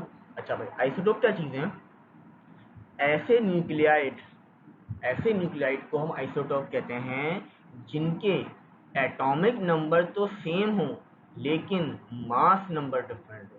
इसके मतलब 2 न्यूक्लियाइड मुझे गिवन हो, अब मैं उनको कंपेयर करूँ कि अगर उनके एटॉमिक नंबर सेम हो लेकिन मास नंबर डिफरेंट हो तो मैं कहूँगा ये दोनों न्यूक्लियोइड आपस में क्या हैं? एक दूसरे के आइसोटोप्स। अच्छा, अब उनकी कुछ सिमिलैरिटीज़ हैं, कुछ डिससिमिलैरिटीज़ हैं। अब हमने कहा सिमिलैरिटीज़ क्या की है कि उनके एटॉमिक नंबर सेम हो। अच्छा, एटॉमिक नंबर किस चीज़ से रिप्रेजेंट करते हैं? नंबर ऑफ प्रोटॉन को। इसका मतलब उनके नंबर ऑफ प्रोटॉन क्या होंगे? सेम। अब न्यूट्रल एटम के अंदर प्रोटॉन और इलेक्ट्रॉन बराबर होते हैं, ठीक है, तो इसका मतलब सेम नंबर ऑफ प्रोटॉन होंगे तो सेम नंबर ऑफ इलेक्ट्रॉन्स भी होंगे। अब हमने बात कही थी कि जो एटॉमिक नंबर होता है वो किसी भी एलिमेंट की केमिकल प्रॉपर्टीज़ को रिप्रेजेंट उससे डिटरमाइन की जा सकती है। तो जब एटॉमिक नंबर सेम है आइसोटोप का तो उनकी केमिकल प्रॉपर्टीज भी सेम होगी, ठीक है, और उनकी पीरियोडिक टेबल में जो पोजीशन है वो भी क्या होगी? सेम होगी आपके पास, क्योंकि केमिकल प्रॉपर्टीज सेम है। तो डिससिमिलरिटीज की बात करूं तो सबसे मेजर चीज़ क्या है कि इनके मास नंबर डिफरेंट होते हैं। अच्छा, मास नंबर क्या होता है? Number of proton plus number of neutron. अब नंबर ऑफ प्रोटॉन तो सेम है, इसका मतलब कौन सा वो फैक्टर है जो डिफ्रेंशिएट कर रहा है? वो बेसिकली नंबर ऑफ न्यूट्रॉन है। यानी आइसोटोप के अंदर जो हम डिफ्रेंशिएट करते हैं वो किसकी बुनियाद पे करते हैं? नंबर ऑफ न्यूट्रॉन्स की बुनियाद पर, क्योंकि नंबर ऑफ प्रोटॉन तो दोनों में सेम है। तो बेसिकली मास नंबर के बैक एंड पे कौन है? मास नंबर बराबर है प्रोटॉन प्लस न्यूट्रॉन के। प्रोटॉन सेम है, इसका मतलब आइसोटोप को हम डिस्टिंग्विश करते हैं based on the number of neutron. यानी आइसोटोप्स में प्रोटॉन इलेक्ट्रॉन सेम होते हैं, न्यूट्रॉन नंबर डिफरेंट होते हैं। उसकी वजह से इनके मासेस भी क्या होते हैं? डिफरेंट होते हैं, और इनकी फिजिकल प्रॉपर्टीज भी डिफरेंट होती हैं आइसोटोप्स की आपस में, और इनके चार्ज टू मास रेशियो भी अलग होते हैं, ठीक है। क्योंकि मास डिफरेंट है, क्योंकि न्यूट्रॉन न्यूट्रॉन डिफरेंट होंगे आपके पास तो आपके पास मास भी डिफरेंट होगा आपके पास, ठीक है। अच्छा भाई, एग्जाम्पल्स देख लेते हैं आपके पास कि भाई आपके पास एलिमेंट है तीन, हाइड्रोजन, कार्बन और ऑक्सीजन। जब आइसोटोप जो होते हैं वो दो टाइप के होते हैं, स्टेबल और अनस्टेबल। ये हम आगे फर्दर अपने जब हम रेडियो एक्टिविटी का टॉपिक हम जब स्टडी करेंगे तो उसमें हम देखेंगे स्टेबल आइसोटोप क्या होते हैं या स्टेबल एटम क्या होता है, अनस्टेबल एटम क्या होता है, वो हम फर्दर स्टडी करेंगे आगे। अच्छा, अब मिसाल के तौर पर ये हाइड्रोजन के तीन आइसोटोप्स हैं, H11, H21, H31। इसको भी अभी हम देखेंगे। अच्छा, ये जो अपर साइड पे होती है वो क्या वैल्यू होती है आपके पास? मास नंबर, और नीचे बॉटम में क्या होता है? Atomic number. अब अगर हम गौर करें तो देखिए तीनों के जो एटॉमिक नंबर है सेम है। Z की वैल्यू तीनों के लिए 1 है, जबकि A की वैल्यू देखिए यहाँ पे 1 है, यहाँ पे 2 है, यहाँ पे 3। तो बेसिकली हो क्या रहा है यहाँ पे? Due to difference in number of neutrons आपके पास मास नंबर चेंज हो रहा है, लेकिन नंबर ऑफ प्रोटॉन सेम है। तो ऐसे ये तीनों आपस में क्या कहलाएंगे? दूसरे के आइसोटोप। सिमिलरली फॉर कार्बन हम देखें तो एटॉमिक नंबर तीनों का 6 है, जबकि मास नंबर यहाँ पे 12 या 13 या 14। ये डिफरेंस क्यों आ रहा है? Due to difference in number of neutron. Similarly for the oxygen आपके पास तीनों आइसोटोप हैं आपस में, किस तरीके से? तीनों के लिए एटॉमिक नंबर यानी Z की वैल्यू तो सेम है विच इज़ 8, जबकि मास नंबर यानी A की वैल्यू अलग है, यहाँ 16 है, यहाँ 17 है और यहाँ पे 18। क्लियर है? तो ये एग्जाम्पल हो गए आपके पास आइसोटोप्स की, कि एटॉमिक नंबर सेम होता है, मास नंबर अलग होता है। बेसिकली मास नंबर के बैक एंड पे क्या चीज़ है? Number of neutron. Basically number due to difference in number of neutrons आपके पास क्या होते हैं? आइसोटोप क्रिएट होते हैं। तो आइसोटोप का मेजर डिफरेंस हो जाए कि उनके अंदर नंबर ऑफ न्यूट्रॉन डिफरेंट हो, ठीक है। अच्छा, अब ज़रा तीन चीज़ हो गई, एलिमेंट हो गया, न्यूक्लियाइड हो गया और आइसोटोप। हमने कहा भाई कि the statements below illustrate the meaning of the terms element, nuclide and isotope. हमें पता है कि कार्बन जो है वो एक एलिमेंट है, ठीक है। अगर जैसे यहाँ पे ये चीज़ नहीं है, इसी को हम यहाँ पे रिप्रेजेंट कर रहे हैं। कार्बन क्या चीज़? एक एलिमेंट है। अच्छा, कार्बन 12 क्या है? वो भी न्यूक्लियाइड है, क्योंकि हम न्यूक्लियाइड को इससे रिप्रेजेंट कर रहे हैं। सिंबल एक सिंबल है, इसका एटॉमिक नंबर है और मास नंबर। कार्बन 12 भी न्यूक्लियाइड है, कार्बन 13 भी न्यूक्लियाइड है और कार्बन 14 भी न्यूक्लियाइड है। तीनों आपस में चाहे न्यूक्लियाइड है, तीनों को हम न्यूक्लियाइड कहेंगे। अच्छा, और कार्बन 12, कार्बन 13 एंड कार्बन 14 ये तीनों चाहे आइसोटोप्स भी हैं। तीनों क्यों आइसोटोप्स हैं? क्योंकि इन तीनों में एटॉमिक नंबर सेम है लेकिन मास नंबर डिफरेंट है, ठीक है।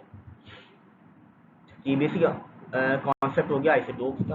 अच्छा, अब हम देखते हैं आइसोटोप ऑफ हाइड्रोजन को डिस्कस कर लेते हैं भाई, कि यहाँ पे ये एन यहाँ पे न्यूट्रॉन को रिप्रेजेंट कर रहा है, पी प्रोटॉन को, और यहाँ पर न्यूक्लियस आ गया और ये स्मॉल पार्टिकल इलेक्ट्रॉन आ गया। अच्छा, हाइड्रोजन के तीन आपके पास वो हैं आइसोटोप्स। पहले तो हम बोलते हैं प्रोटॉन, जिससे हम H, इसमें आपके पास Z की वैल्यू भी 1 और A की वैल्यू भी 1। दूसरा आपके पास होता है ड्यूट्रियम, पहला प्रोटियम, दूसरा ड्यूट्रियम, इसमें आपके पास Z की वैल्यू 1 और A की वैल्यू 2। जबकि third one is tritium. Tritium में क्या होता है आपके पास? Z की वैल्यू 1 और A की वैल्यू 3। अच्छा, अब हो क्या रहा है अगर हम गौर करें तो प्रोटियम है, इसमें एक प्रोटॉन है और एक ही इलेक्ट्रॉन है। ज़ाहिर है क्योंकि न्यूट्रल एटम है तो number of proton number of electron क्या होंगे, बराबर होंगे, ठीक है। लेकिन न्यूट्रॉन की बात करें तो यहाँ पर कोई न्यूट्रॉन नहीं है, यानी 0 न्यूट्रॉन। जबकि ड्यूट्रियम की बात करें तो प्रोटॉन और इलेक्ट्रॉन तो 1 1 ही है, लेकिन इसमें अब एडिशन क्या हो गया, एक एक न्यूट्रॉन ऐड हो गया, एक न्यूट्रॉन ज़्यादा है as compare to protium. Similarly अगर हम ट्राइटियम की बात करें तो इसमें भी एक ही प्रोटॉन है और एक ही इलेक्ट्रॉन है, लेकिन इसमें नंबर ऑफ न्यूट्रॉन्स कितने हो गए, 2 हो गए। यानी प्रोटॉन में 0 न्यूट्रॉन, ड्यूट्रियम में 1 न्यूट्रॉन, ट्राइटियम में 2 न्यूट्रॉन। तीनों में प्रोटॉन और इलेक्ट्रॉन बराबर हैं, यानी Z की वैल्यू सेम है, लेकिन इन तीनों में डिफरेंस किस चीज़ का है, नंबर ऑफ न्यूट्रॉन्स का। तो इन तीनों की तीनों आपस में क्या कहलाएंगे, आइसोटोप्स कहलाएंगे। अच्छा, इन तीनों में जो ट्राइटियम है ये आपके पास कहलाता है रेडियो आइसोटोप। रेडियो आइसोटोप क्या होता है कि वो आइसोटोप जिनका जो न्यूक्लियस है वो अनस्टेबल होता है, तो वो क्या करता है, अपने आप को डीके यानी ब्रेक डाउन कर देता है। तो ऐसे आइसोटोप जो कि अनस्टेबल होते हैं और डीके हो जाते हैं उन्हें हम कहते हैं रेडियो आइसोटोप। अच्छा, इसको भी हम आगे स्टडी करेंगे। बेसिकली रेडियो एक्टिविटी का जब हम टॉपिक पढ़ेंगे तो उसमें हम देखेंगे कि रेडियो आइसोटोप्स क्या होते हैं, किस तरह वर्किंग करते हैं, उनका बिहेवियर क्या होता है, ठीक है। ये आ गया, हमने आइसोटोप्स देखिए हाइड्रोजन के एक एग्जाम्पल से समझ ली कि आइसोटोप होते हैं। तो आइसोटोप इन जनरल क्या हो गया, ऐसे न्यूक्लियाइड जिसमें एटॉमिक नंबर सेम हो लेकिन मास नंबर अलग हो, या ये कह सकते हैं वो न्यूक्लियाइड जिसमें प्रोटॉन और इलेक्ट्रॉन सेम हो लेकिन नंबर ऑफ न्यूट्रॉन डिफरेंट हो, उसे हम कहते हैं isotopes. Now next one is isobar. Isobar क्या चीज़ है, वो न्यूक्लियाइड्स हैं जिनके मास नंबर सेम होते हैं लेकिन एटॉमिक नंबर डिफरेंट होते हैं। तो ये बेसिकली अपोजिट हो गया इसका, आइसोटोप्स। यहाँ पे मास नंबर सेम हो गए और एटॉमिक नंबर क्या हो गए, डिफरेंट हो गए। सिमिलरली आइसोबार जो होते हैं पीरियोडिक टेबल में इनकी डिफरेंट पोजीशंस होती हैं और इनकी जो केमिकल प्रॉपर्टीज होती हैं वो अलग अलग होती हैं। तो इनकी पोजीशन डिफरेंट है इनकी, तो इनकी केमिकल प्रॉपर्टीज भी डिफर करेंगी एक दूसरे से। अच्छा, मास नंबर सिर्फ इसका सेम होता है, मास नंबर के अलावा जितनी भी प्रॉपर्टीज होंगी न्यूक्लियाइड्स की वो सब डिफरेंट होंगी, सिर्फ वाहिद एक मास नंबर की प्रॉपर्टी जो क्या होगी, सेम होगी। अच्छा, मिसाल ले लेते हैं, यहाँ पे 3 एटम मौजूद हैं, 3 न्यूक्लियाइड मौजूद हैं, आर्गन, पोटेशियम और कैल्शियम। चलो, अगर तीनों कंपेयर करें तो हम अगर गौर करें तो देखें यहाँ पर आपके पास 18 इलेक्ट्रॉन है, 18 क्या है आपके पास, प्रोटॉन, ठीक है। एक ही सारे न्यूट्रल एटम है, इसलिए यहाँ पे 19 प्रोटॉन 19 इलेक्ट्रॉन, यहाँ पे 20 प्रोटॉन 20 न्यूट्रॉन। लेकिन अगर तीनों में देखूँ, तीनों में नंबर ऑफ न्यूट्रॉन डिफरेंट है, ठीक है। तीनों में नंबर ऑफ न्यूट्रॉन क्या होगा, डिफरेंट होगा। अच्छा, लेकिन अगर मैं गौर करूँ कि यहाँ पर जो एटॉमिक नंबर है वो 18 है, यहाँ पे 19 है, यहाँ 20। इन तीनों के एटॉमिक नंबर डिफरेंट हैं, लेकिन अगर मैं मास नंबर देखूँ, मास नंबर क्या होता है, सम ऑफ प्रोटॉन एंड न्यूट्रॉन यानी न्यूक्लियन नंबर। तो मास नंबर क्या होता है, नंबर ऑफ न्यूक्लियॉन्स। तो इस आर्गन के एटम में भी नंबर ऑफ न्यूक्लियॉन्स 40, पोटेशियम में भी नंबर ऑफ न्यूक्लियॉन्स 40 और कैल्शियम में भी नंबर ऑफ न्यूक्लियॉन्स 40।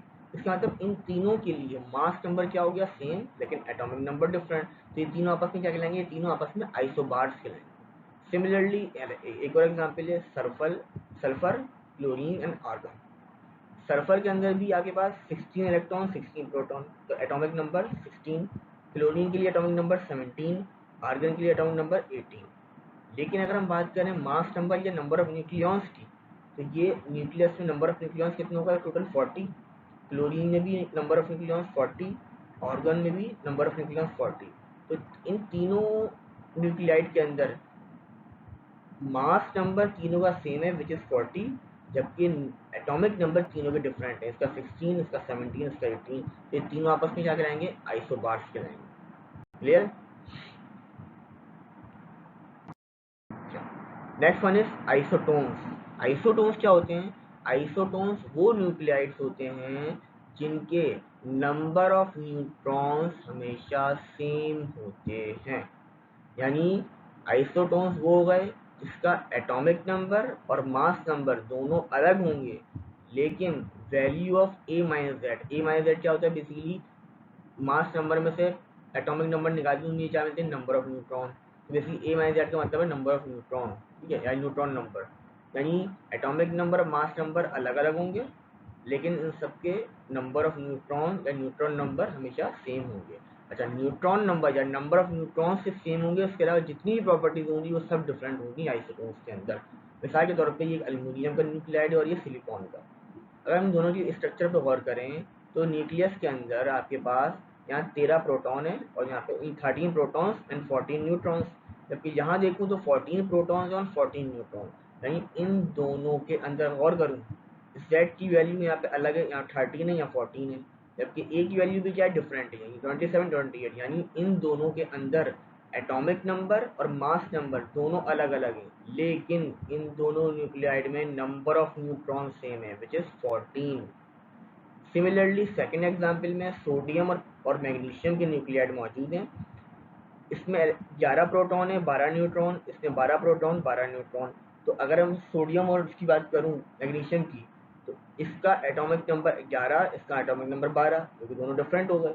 जबकि सोडियम में मास नंबर 23, मैग्नीशियम में मास नंबर 24। तो इन दोनों के मास नंबर भी अलग, यानी इन दोनों के एटॉमिक नंबर भी अलग, इनके मास नंबर भी अलग, लेकिन न्यूक्लियस के अंदर इन दोनों के अंदर सेम न्यूट्रॉन पाए जाते हैं। दोनों में कितने कितने 12 12।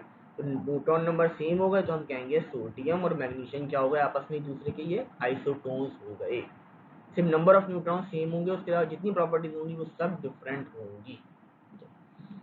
Next one is isodiaphers. What is isodiaphers? Isodiaphers उन न्यूक्लियाइड्स को कहते हैं जिसमें एटॉमिक नंबर डिफरेंट हो, मास नंबर भी डिफरेंट हो और न्यूट्रॉन नंबर भी डिफरेंट। यानी एटॉमिक नंबर अलग, मास नंबर भी अलग अलग और न्यूट्रॉन नंबर ऑफ न्यूट्रॉन भी अलग अलग होंगे, लेकिन उनमें सेम न्यूट्रॉन एक्सिस पाया जाता हो। अब what is mean by neutron axis? ये न्यूट्रॉन एक्सिस क्या चीज है? तो न्यूट्रॉन एक्सिस क्या चीज है? Neutron axis is the difference between number of neutrons and protons in the nucleus. यानी न्यूक्लियस में दो पार्टिकल पाए जाते हैं, एक आपका प्रोटॉन और दूसरा न्यूट्रॉन।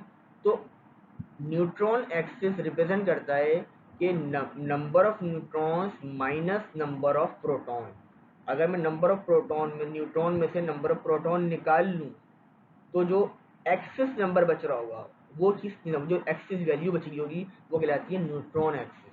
कि प्रोटॉन एक, यानी न्यूट्रॉन एक्सिस ये बता रहा होता है कि न्यूक्लियस के अंदर प्रोटॉन के मुकाबले में हमें ये बात पता है कि न्यूट्रल एटम में जितने प्रोटॉन है उतने ही क्या है इलेक्ट्रॉन है।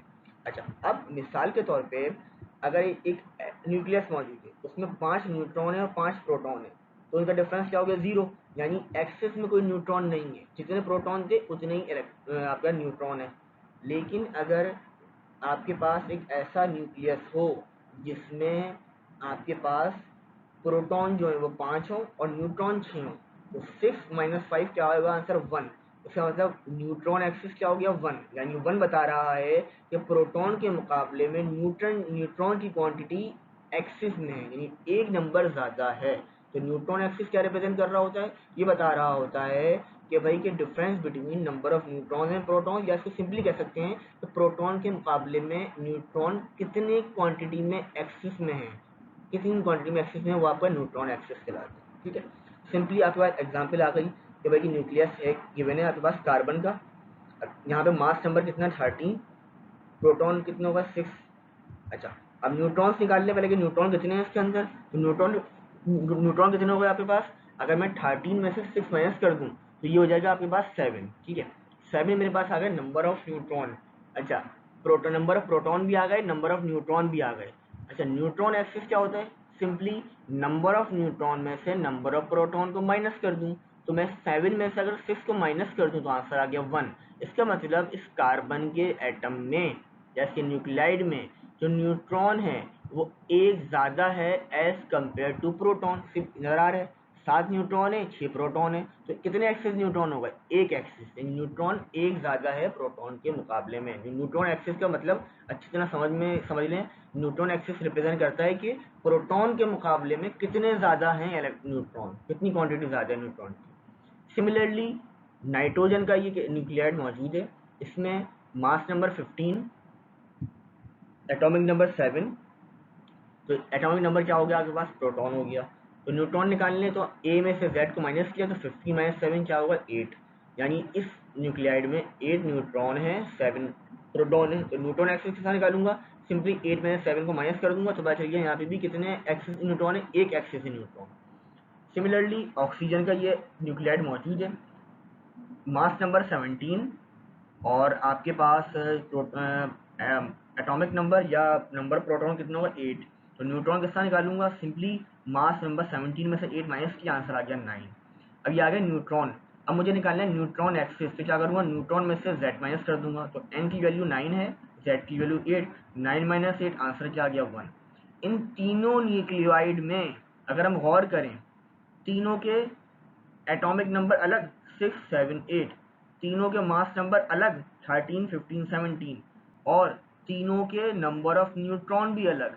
तो देखें, न्यूक्लियाइड जिसमें एटॉमिक नंबर अलग हों, एटॉमिक नंबर अलग हैं, मास नंबर अलग हों, मास नंबर भी अलग हैं, न्यूट्रॉन नंबर भी अलग हो तो न्यूट्रॉन नंबर भी अलग है तीनों में, लेकिन न्यूट्रॉन एक्सिस जो हो वो सेम हो, यानी न्यूट्रॉन जो एक्सिस क्वांटिटी वो सब में सेम होनी चाहिए। तो तीनों के अंदर हमने कैलकुलेट किया है न्यूट्रॉन एक्सिस, तीनों न्यूक्लियाइड में न्यूट्रॉन एक्सिस कितना है, 1। यानी तीनों न्यूक्लियाइड में न्यूट्रॉन की क्वांटिटी एक एक ज़्यादा है एज कंपेयर टू प्रोटॉन।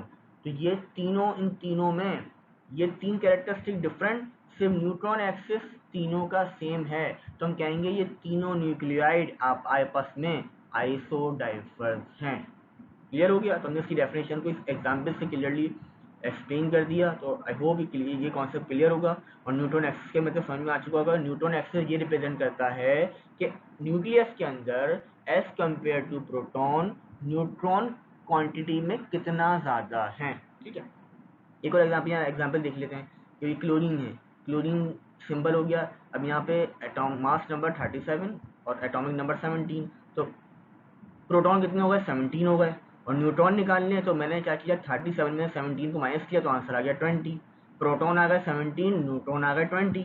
अब मुझे न्यूट्रॉन एक्सिस निकालना है तो मैं नंबर ऑफ न्यूट्रॉन में से नंबर ऑफ प्रोटॉन माइनस कर दूंगा तो मुझे मिल जाएगा 20 माइनस 17। इसका मतलब इस न्यूक्लियाइड में क्लोरीन के जो न्यूट्रॉन है वो एक्सिस में 3 क्वांटिटी में ज़्यादा है। यानी न्यूट्रॉन आपके पास प्रोटॉन 17 हैं जबकि न्यूट्रॉन 20 हैं, तो 17 से 17 पहले काउंट होंगे, 3 एक्स्ट्रा न्यूट्रॉन मौजूद हैं इस न्यूक्लियाइड के अंदर। यानी न्यूट्रॉन एक्सिस का मतलब क्या है, extra number of neutrons as compare to proton.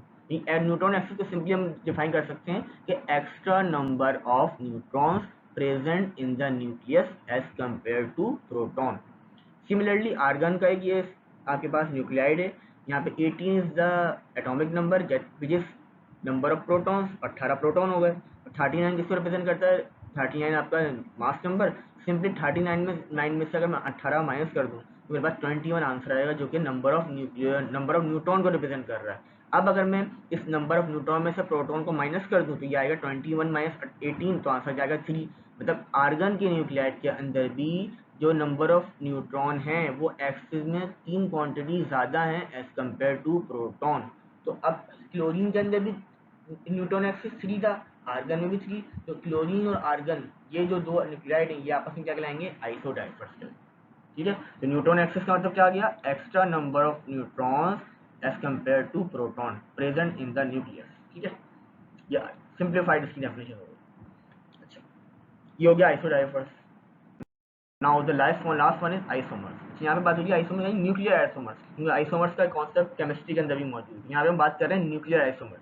ठीक है, अच्छा भाई, अब आइसोमर्स किसको कहते हैं, आइसोमर्स या न्यूक्लियर आइसोमर्स उन न्यूक्लियाइड्स को कहते हैं जिनके एटॉमिक नंबर भी सेम हो, मास नंबर भी सेम हो और न्यूट्रॉन नंबर भी सेम हो। यानी यहाँ पे आइसोडाइवर्स में तीनों चीज़ें डिफरेंट थी, आइसोमर्स के अंदर ये तीनों चीज़ें सेम होंगी। सिर्फ फर्क क्या होगा कि उनकी एनर्जी स्टेट या एनर्जी लेवल जो होंगे ना वो डिफरेंट होंगे आपके पास। मिसाल के तौर पे आपके पास ये जिंक का न्यूक्लियाइड है जो कन्वर्ट हो रहा है आपके पास, ये ड्यूट्रियम मौजूद है, जो अभी हमने देखा था आइसोटोप, आइसोटोप हाइड्रोजन है। अब ये रिएक्शन होता है और जिंक का एक न्यू न्यूक्लियाइड बन जाता है। जिंक यहाँ पे 69 इसका मास नंबर और 30 इसका एटॉमिक नंबर, और फिर इसके बाद ये प्रोटियम के साथ कंबाइन होता है। Protium is the isotope of hydrogen. Protium के साथ इसका एक रिएक्शन होता है और ये गामा इमिशन करता है, ठीक है, इसे कहते हैं गामा रे। ये बेसिकली हम रेडियोएक्टिविटी का जो टॉपिक पढ़ेंगे उसमें डिस्कस करेंगे। तो यहाँ पे गामा रेस इमिट होती हैं, इसके बदले में एक न्यू न्यूक्लियाइड जनरेट होता है। अगर हम कंपेयर करें तो ये न्यूक्लियाइड और ये न्यूक्लियाइड दोनों क्या हैं, सेम है। बजाय देखने में दोनों क्या है, सेम है। क्यों? क्योंकि भाई अगर कंपेयर करें तो एटॉमिक नंबर Z यहाँ भी 30 है, यहाँ भी 30 है। मास नंबर की बात करें तो यहाँ भी 69, यहाँ भी 69। अच्छा, अब चूंकि दोनों में नंबर ऑफ प्रोटॉन सेम है तो नंबर ऑफ इलेक्ट्रॉन भी सेम हुए। अब 69 क्या हो गया, ये हो गया मास नंबर। 69 में से अगर मैं 30 माइनस कर दूं तो आंसर आएगा 39। इसका मतलब इस न्यूक्लियाइड के अंदर भी नंबर ऑफ न्यूट्रॉन 39 है और यहाँ पर भी नंबर ऑफ न्यूट्रॉन क्या होगा, 39। तो atomic number, mass number, neutron number in दोनों के लिए क्या होगा, सेम हो गया। अब इन दोनों में फ़र्क क्या है? फ़र्क ये है कि ये जो न्यूक्लियाइड है ये एक अनस्टेबल न्यूक्लियाइड है। क्यों? क्योंकि इसने गामा इमिजन की है। गामा इमिजन जब भी होता है, ये हम आगे स्टडी करेंगे, सिर्फ अभी यहाँ कॉन्सेप्ट के लिए समझा दूँ। गामा इमिजन जब भी होता है वो कब होता है, जब कोई एटम या कोई जो न्यूक्लियस है वो अनस्टेबल होता है। तो वो स्टेबिलिटी हासिल करने के लिए कुछ एनर्जी रिलीज करता है in the form of gamma rays. जब वो एनर्जी रिलीज करता है तो वो अनस्टेबल से स्टेबल कंडीशन में आ जाता है। इसका मतलब ये जो दो न्यूक्लियाइड बने इमिजन से पहले और इमिजन के बाद, इन दोनों में एटॉमिक नंबर, मास नंबर और न्यूट्रॉन नंबर तो सेम था, लेकिन इनमें फ़र्क क्या आया, इनमें एनर्जी स्टेट या एनर्जी लेवल का फ़र्क आया। ये एनर्जी ज़्यादा रखता था जो कि इसने इसको अनस्टेबल कर दिया था। तो उसने स्टेबिलिटी हासिल करने के लिए वो extra amount of energy release कर दी अपने अंदर से, और लेस अमाउंट ऑफ एनर्जी पे आ गया और खुद को स्टेबल कर लिया। तो इन दोनों में सिर्फ बुनियादी फ़र्क किस चीज़ का है, डिफरेंट एनर्जी स्टेट्स या डिफरेंट एनर्जी लेवल्स का, जबकि बाकी तमाम चीज़ें क्या हैं इसकी, सेम है। तो इन दोनों न्यूक्लियाइड्स को हम क्या कहेंगे, न्यूक्लियर आइसोमर्स। सिमिलरली एक और एग्जाम्पल है, ये एक पेरेंट न्यूक्लियस है, ये एक्साइटेड स्टेट में, यानी ये अभी एक ऐसी स्टेट में है जिसमें अनस्टेबिलिटी आ गई है, यानी ये बेचैन है, क्या कहें, बेचैनी है, एक अजीब सी इसमें एक अनस्टेबिलिटी आ गई है। तो ये क्या करेगा, स्टेबिलिटी हासिल करने के लिए कुछ एनर्जी रिलीज करेगा, और वो एनर्जी होती है रेडिएशन की फॉर्म में होती है गामा रे। इसको हम आगे स्टडी करेंगे रेडियोएक्टिविटी के टॉपिक में। तो अब क्या हुआ, इसने ये एनर्जी रिलीज की, खुद को स्टेबल कर लिया। लेकिन अगर हम इन दोनों इनिशियल और फाइनल न्यूक्लियाइड को कंपेयर करें तो इनके एटॉमिक नंबर भी 91, दोनों के मास नंबर 234, और अगर डिफरेंस निकालें नंबर ऑफ न्यूट्रॉन भी दोनों में क्या आएंगे, सेम आएंगे। तो तीनों कैरेक्टरिस्टिक सेम हो गई। सिर्फ फर्क क्या आया कि ये जो इनिशियल था जिसे हम पेरेंट न्यूक्लियाई कहते हैं, ये हायर एनर्जी स्टेट के ऊपर था जो कि अनस्टेबल था। इसने क्या किया, एनर्जी रिलीज की in the form of gamma ray और खुद को स्टेबल कर लिया। तो इन दोनों में बुनियादी फर्क किस चीज़ का है, एनर्जी लेवल या एनर्जी स्टेट का। उसके अलावा बाकी तमाम कैरेक्टरिस्टिक इनकी सेम होंगी। तो हम कहेंगे ये दोनों आपस में क्या हो गए, न्यूक्लियर आइसोमर्स हो गए। बुनियादी सा फर्क किस चीज़ का होता है, सिर्फ एनर्जी लेवल या एनर्जी स्टेट डिफरेंट होती हैं, बाकी तमाम कैरेक्टरिस्टिक सेम होती हैं। ये हो गया आपके पास न्यूक्लियर आइसोमर्स का कॉन्सेप्ट। यहाँ पे हमने तमाम टाइप ऑफ न्यूक्लियाइड स्टडी कर ली हमने। चलो आगे बढ़ते हैं। अब एक समराइज फॉर्म में हम देख लेते हैं जो हमने स्टडी किया, इसको हम जल्दी से क्विकली समराइज कर लेते हैं, ठीक है, रिकॉल करने के लिए, ताकि जो हमने पढ़ा है वो हमें कितना समझ में आया। अच्छा भाई, न्यूक्लियाइड आपके पास रिप्रेजेंटेशन ये होती है, 5 तरह के न्यूक्लियाइड हो गए, आइसोटोप्स, आइसोबार्स, आइसोटोन्स, आइसोडाइफर और आइसोमर्स। अच्छा, एटॉमिक नंबर की हम बात करें तो मास नंबर और न्यूट्रॉन नंबर। आइसोटोप में एटॉमिक नंबर सेम, जबकि मास नंबर और न्यूट्रॉन नंबर क्या होते हैं, डिफरेंट होते हैं। आइसोबार्स में एटॉमिक नंबर डिफरेंट होता है और न्यूट्रॉन नंबर भी डिफरेंट होता है, जबकि मास नंबर क्या होता है, सेम होता है। आइसोटोन्स में एटॉमिक नंबर और और मास नंबर दोनों डिफरेंट होते हैं। सिर्फ क्या चीज़ सेम होती है, नंबर ऑफ न्यूट्रॉन या न्यूट्रॉन नंबर। आइसोडाइफर्स में ये तीनों चीज़ें क्या होती हैं, डिफरेंट होती हैं, ठीक है। लेकिन सिर्फ फर्क किस चीज़ का आता है फिर, इनके अंदर जो न्यूट्रॉन एक्सिस होती है यानी एक्स्ट्रा नंबर ऑफ न्यूट्रॉन जो होते हैं वो सेम होते हैं इसके अंदर, ठीक है। अच्छा, आइसोमर्स की बात करें तो इसमें ये तीनों चीज़ें क्या होती हैं, सेम होती हैं। तो फर्क किस चीज़ का होता है, इनके अंदर एनर्जी स्टेट डिफरेंट होती है आपके पास। आइसोटोप की एग्जांपल हमने देख लिया, हाइड्रोजन के 3 आइसोटोप्स हो गए इनमें, ठीक है ना। एटॉमिक नंबर सेम है लेकिन फर्क किस चीज़ का, मास नंबर का, क्योंकि फर्क किस चीज़ की ऐसा है, नंबर ऑफ न्यूट्रॉन्स के डिफरेंस की वजह से है। आइसोबार्स की बात करें तो यहाँ पे देखें मास नंबर दोनों का सेम है विच इज 3, जबकि एटॉमिक नंबर क्या है, डिफरेंट है आपके पास। अच्छा, आइसोटोन्स की बात करूँ तो आइसोटोन में देखें यहाँ पर इसके मास नंबर भी डिफरेंट है और एटॉमिक नंबर भी, लेकिन इन दोनों में नंबर ऑफ न्यूट्रॉन्स क्या होंगे, सेम होंगे आपके पास। अच्छा, आइसोडाइफर्स की बात करूँ तो अगर इन दोनों को गौर से देखें तो इन दोनों में आपके पास जो तीनों है, ये तीनों क्वांटिटी देखिए, इसमें एटॉमिक नंबर भी डिफरेंट है, मास नंबर भी, और इसमें न्यूट्रॉन नंबर भी डिफरेंट आएगा। लेकिन अगर इनके मैं न्यूट्रॉन एक्सिस निकालूंगी, एक्स्ट्रा नंबर ऑफ न्यूट्रॉन निकालूंगी, तो दोनों में क्या आएंगे, सेम आएंगे वो। अच्छा, आइसोमर्स की बात करूँ तो अगर इन दोनों को कंपेयर करें जिंक के, तो हमने अभी स्टडी किया कि इन दोनों के अंदर एटॉमिक नंबर भी सेम, मास नंबर भी सेम, न्यूट्रॉन नंबर भी सेम। सिर्फ फर्क किस चीज़ का होगा कि ये एक अनस्टेबल होगा, ये स्टेबल होने के लिए एनर्जी रिलीज करेगा, तो इन दोनों की एनर्जी स्टेट्स क्या होंगी, डिफरेंट हो जाएंगी, ठीक है। एक की एनर्जी ज़्यादा, एक की कम, ये एनर्जी स्टेट अलग अलग होंगी। अच्छा, आइसोटोप जो नॉर्मल होते हैं ये नेचुरली पाए जाते हैं हमारी दुनिया में। आइसोटोप मुख्तलिफ जो यूरेनियम, अभी हमने एग्जाम्पल देखी, कार्बन के आइसोटोप देखे, यूरेनियम के देखे, हाइड्रोजन के, इस तरह मुख्तलिफ अराउंड 3000 प्लस आइसोटोप्स दुनिया में एग्जिस्ट करते हैं और ये नेचुरली अकरिंग होते हैं, ठीक है। बाकी रेडियो आइसोटोप भी होते हैं, कुछ आर्टिफिशियल भी होते हैं, वो आगे हम फर्दर लेक्चर्स में स्टडी करेंगे। अच्छा, आइसोबार्स की बात करें तो आइसोबार्स नॉर्मली जो ये प्रोड्यूस होते हैं, ये जो, अच्छा अब आगे हम रेडियो एक्टिविटी के अंदर पढ़ेंगे, तो उसमें 3 टाइप की रेडिएशन होती हैं, अल्फा, बीटा, गामा। डी जो डी के होता है, और डी के हमेशा कब होता है, जब कोई न्यूक्लियस अनस्टेबल होता है तो वो स्टेबिलिटी हासिल करने के लिए अपने आप को डी के करवाता है, ब्रेक डाउन किसे कहते हैं, डीकम्पोज। तो जब बीटा डी की, ये हम सब चीज़ें फर्दर रेडियो एक्टिविटी के टॉपिक में डिस्कस करेंगे। तो यहाँ पे सिर्फ हमें ये देखना है कि बेसिकली ये प्रोड्यूस कब हो रहे होते हैं। तो आइसोबार्स जो होते हैं वो बेसिकली आफ्टर बीटा डी के नॉर्मली ये आपको आइसोबार्स जनरेट या क्रिएट हो रहे होते हैं। आइसोटोप जो होते हैं ये भी नेचुरली अकोरिंग होते हैं, सिमिलरली जैसे आपके पास आइसोटोप नेचुरली पाए जाते हैं दुनिया के अंदर। आइसोडाइफर्स जो होते हैं ये नॉर्मली ज़्यादातर अल्फा डी के जब होता है, अल्फा डी के जब होगा उसके बाद ये नॉर्मली फॉर्मेशन होती है आइसोडाइफर्स की।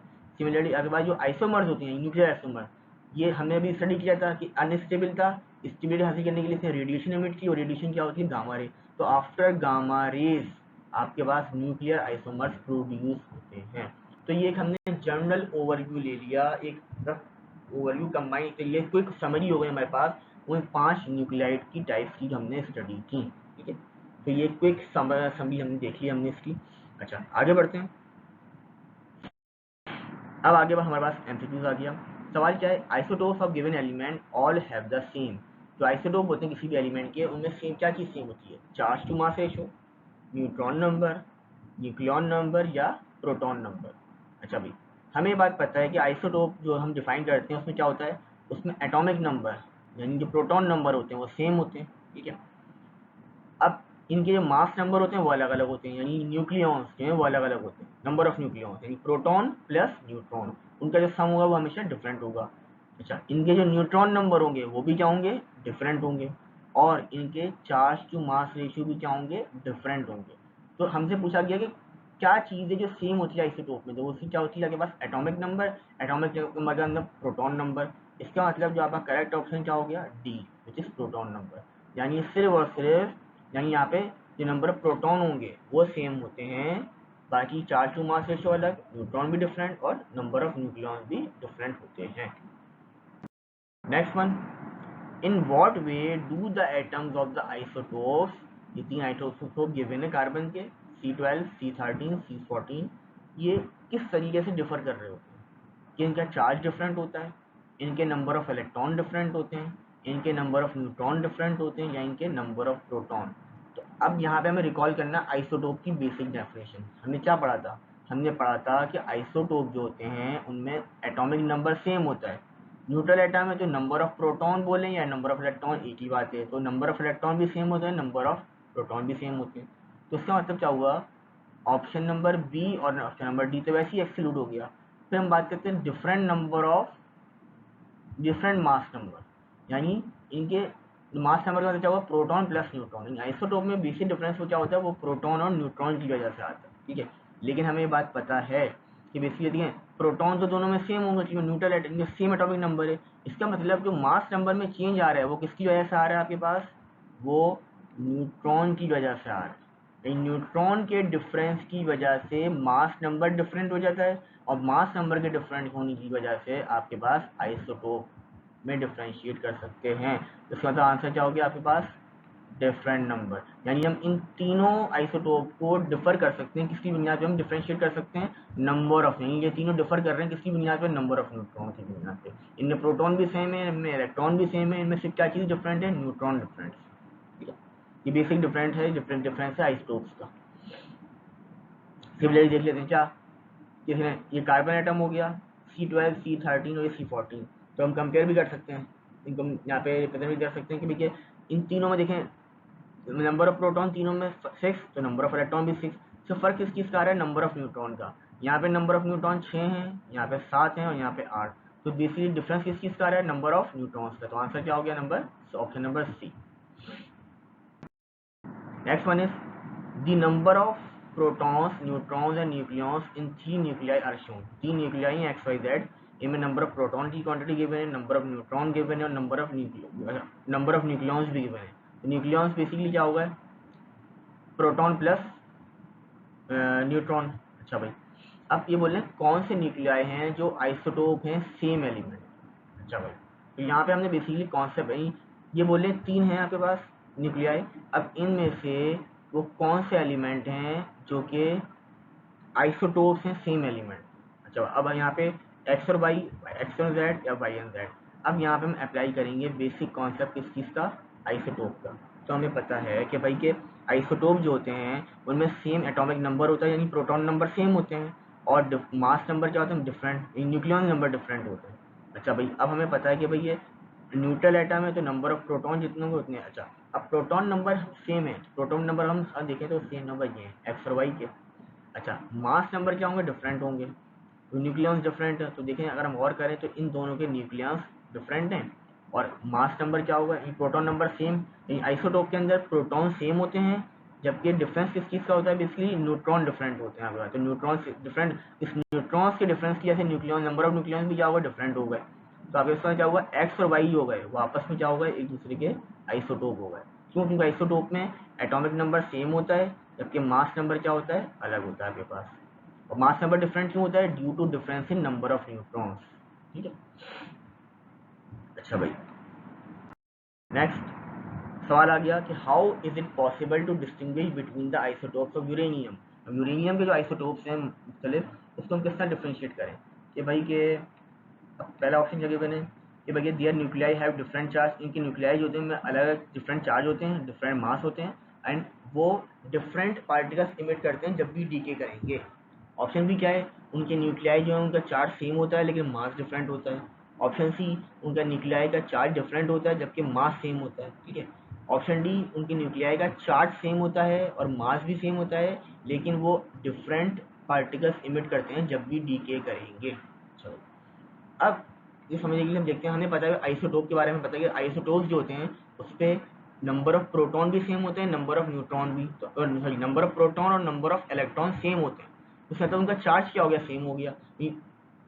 तो चार्ज हमेशा क्या होगा आइसोटोप में, सेम। जितने नंबर ऑफ प्रोटॉन सेम होते हैं, यानी अगर 6 हैं तो दूसरे वाले में भी 6 होंगे, अगर एक में 10 हैं प्रोटॉन तो अगले में भी 10 होंगे। लेकिन फर्क किस चीज़ का होता है, डिफरेंट मास। क्यों, क्योंकि उनके नंबर ऑफ न्यूट्रॉन डिफरेंट होते हैं तो उनका मास क्या हो गया, डिफरेंट हो गया। इसका मतलब जो आइसोटोप्स होते हैं उसमें चार्ज सेम होता है जबकि मास क्या होता है, डिफरेंट होता है। अच्छा भाई, अब देखें अगर हम और करें तो हमारे पास चार्ज और मास का जिक्र हो गया।